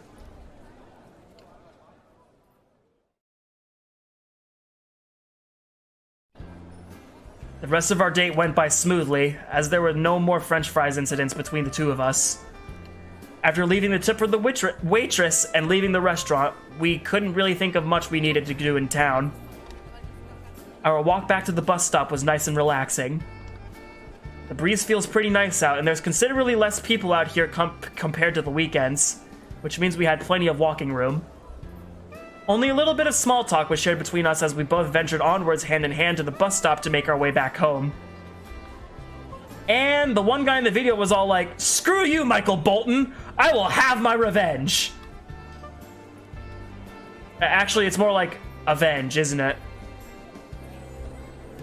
Yuri, isn't there a difference between those two words? There is. It's the difference between a verb and a noun. Verb being an action word, one would avenge something on somebody. Noun being a person or place or thing, one would take revenge on a person for what they've done.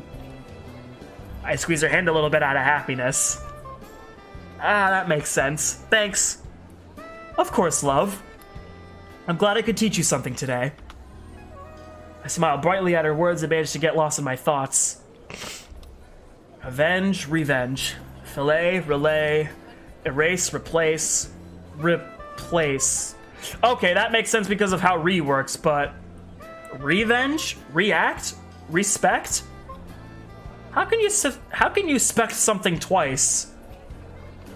As my mouth opens to ask Yuri about this, my overpowering sense of sight shows we're already at the bus stop. Blending in with a few people around us, I decide to not ask her anything to avoid potentially sounding stupid in public. Oh well, wasn't that important anyways. The both of us remain silent as the sight of the bus gets caught in my peripheral vision. It doesn't take long for the bus to approach us, make it stop, and open its doors. Alright, that's all said and done. Me and Yuri took our usual seats near the back of the bus so that no one would bother us. As the bus starts driving through the not-so-crowded city streets, I can't help but look out the window for a little bit, feeling relaxed and content. Not long after, hearing some moving around close to me, Yuri leans over a little bit, carefully places her head on my left shoulder and wraps her arms around mine. Looking over to see her content face and feeling the warmth shared between us brings me much joy. A faint is heard from her as she makes herself comfy. Thank you, Diverse. What for? She looks up at me with her amethyst eyes. I almost forgot that was a word for a moment. I had a wonderful time today, and you're to thank for that. I can't help but smile at her and bring my head down to meet hers. Thank you, too. For what reason, love? For being yourself, and for being there when I need you, for taking the first steps at things like this sometimes, and for everything, I guess. It means a lot to me. A comfortable silence plays out as her grip on my arm tightens and her nose rubs against my shoulders a few times. After a bit, I can feel the nap time feeling starting to hit me. Yawning slightly, I bring my voice down to almost a whisper. Hey, I'm kind of tired. I think I'm gonna nap for a bit. That's okay, love. I'll wake you up when we're close home. I close my eyes and feel the drowsiness take over me. Thanks, love. My mind races like usual as I try to fall asleep, the world around me coming to a blur as my breathing remains light. Okay, time to drink my water.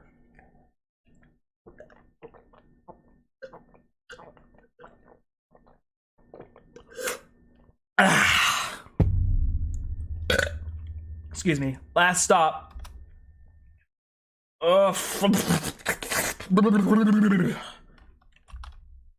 Last stop coming up. The bus driver's voice booming through the speakers on the bus wakes me up from my peaceful slumber. Once I'm fully awake, I start looking around to see the night sky has made its presence around the world. Yuri gets up from my shoulder, yawns herself, and stretches for a bit. Hey, what's going on? Huh? Diverse, I fell asleep too. She says that as she rubs the sleep out of her eyes. As I look out the bus window some more, the streetlights of an area I'm not too familiar with catch my eye. Uh-oh. Did we oversleep? As the bus starts slowing down to make it stop, I look over to Yuri, trying my best to show concern. I don't know what to do. It's okay, Diverse. We'll just ask someone for help. Follow me. Once the bus stops, we both get up from our seat and exit the bus. Stepping out on the bus stop shows about the same number of people roaming the street from before our burger date. As the bus drives away for the night, feelings of fear strike me, as I'm in the part of the town I'm not very familiar with. I desperately grab a hold of Yuri's hand and look over to her. Hey, do you know where we are? No. I can't remember the last time I was here. Oh, I don't like this. Maybe I can look up my phone where we are. As she one-handedly pulls out her phone and taps on a few buttons, nothing seems to happen. She doesn't look too pleased either. Just great. My phone is dead. Sounds of traffic slowly driving by, people chattering throughout the city street, and brightly lit signs on buildings aren't helping at all. Maybe another bus will come by.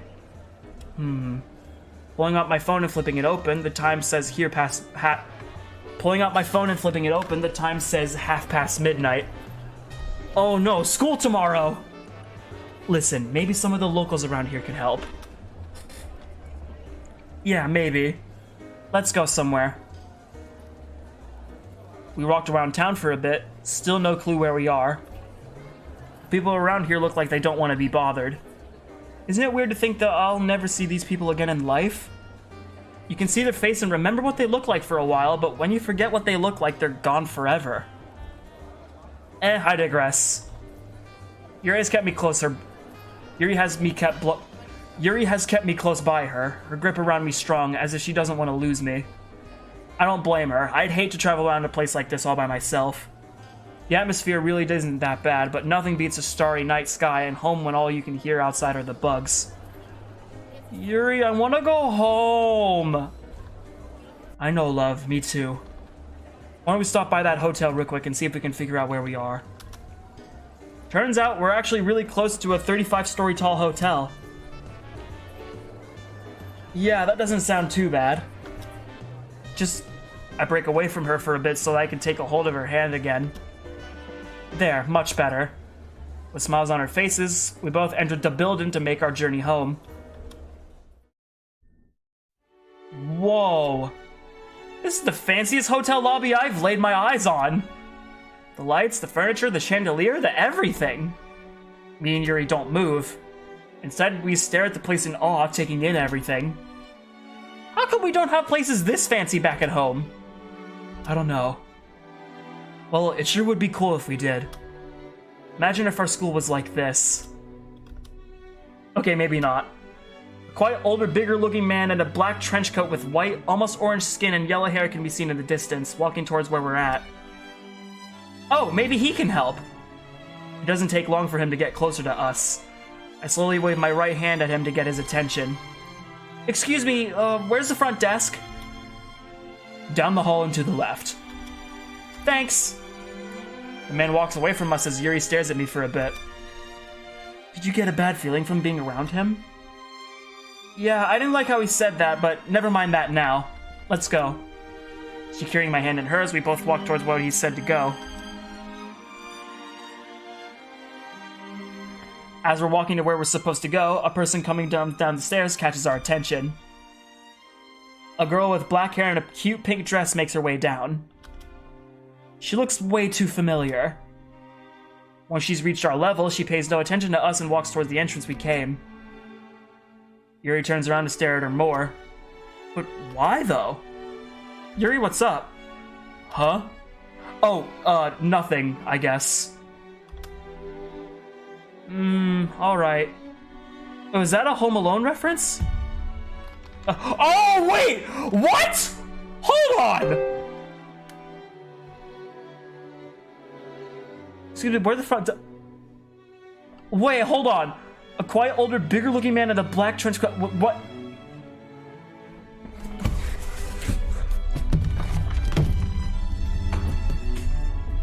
I just noticed! Holy crap, that was Donald Trump I just spoke to! What? Oh my god!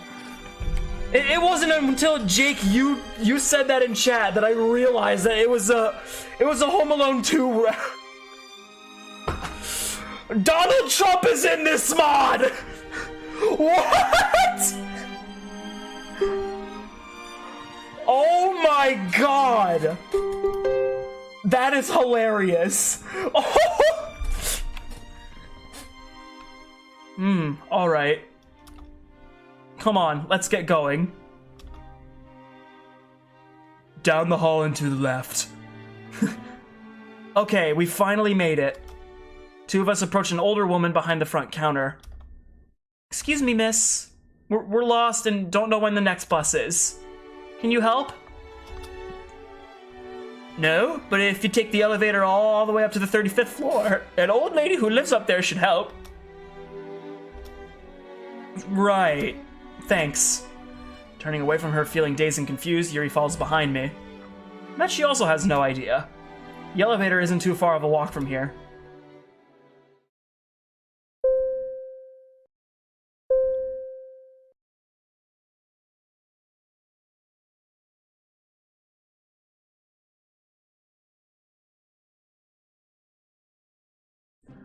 So this is where we ended up after stepping out of the elevator. Hey, doesn't this place look a little familiar to you? It does, and I'm not sure why.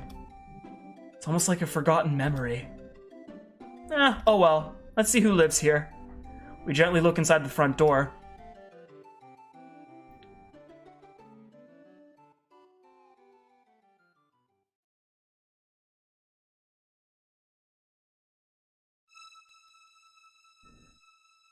Whoa, wait, how did we get here? Through the front door, obviously. Yeah, I suppose so. What do you think awaits us at the end of the railroad? I suppose we'll find out together.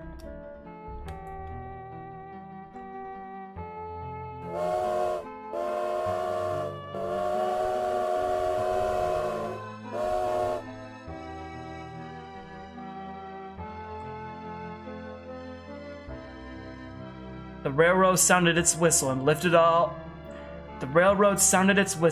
us all up into the sky. I held my breath as I gazed out the window. I knew at that moment the feeling of soaring straight through outer space.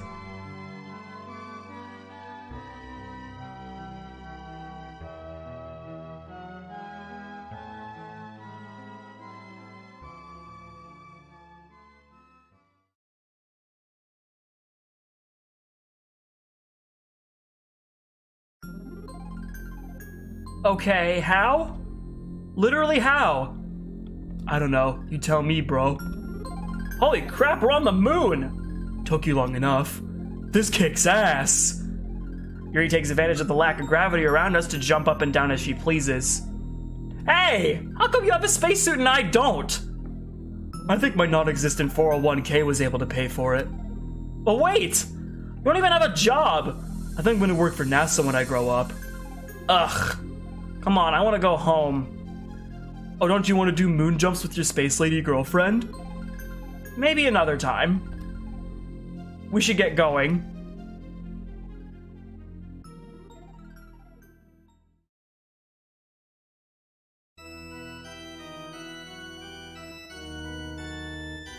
Alright, got any explanation how we ended up here from the moon? No, I don't. I haven't been in a church like this. I haven't been in a church like this since. Holy dang, it's been way too long. The stained glass up near the altar gives me the creeps. I don't think I like this place. Me neither. Hey, Diverse. Yes? Do you get the feeling that something terrible has happened here once before? I don't know. What makes you think that? Just, the air here seems a little... I can't think of the right word. Something terrible, though?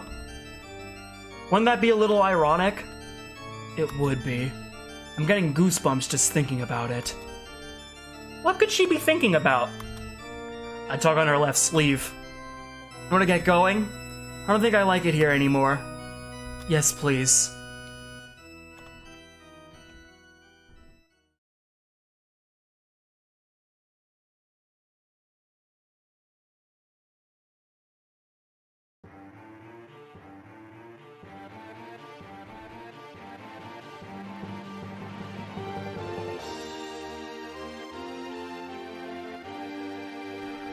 Ooh, Diverse!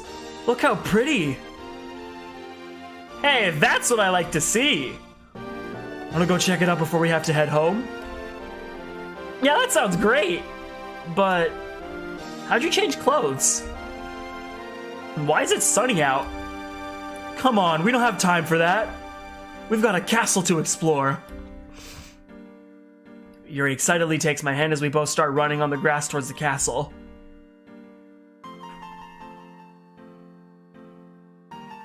Dang, Yuri must be really excited to check this place out. I think I'm starting to run out of breath by keeping up with her. We're almost there, Diverse. I wonder if there's a princess living there. Nah, princesses are always in another castle.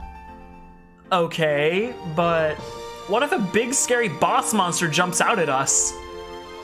Oh, don't be silly. There's no way that will happen. Think again! Oh, God. What? How'd you get here? Yeah, what the fuck, dude? Abracadooby, bitch! You're not getting the castle unless I say so, you bunch of nobodies. Hey, whoa, whoa! Nobody but nobody calls my girlfriend a nobody, you stupid nobody! Diverse, let me handle this. It's time. It's time? Uniform change! Rainbow mode activate!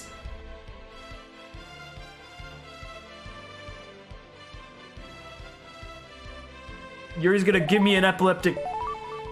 Whoa! How do you like that?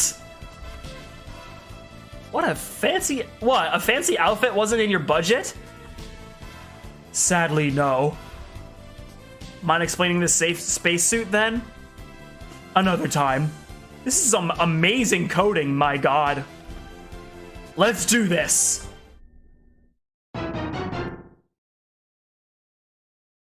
Flashing colors warning. Thank you. I'm not prone to epileptic seizures, so... Enemy Wallace draws near. What will Yuri do?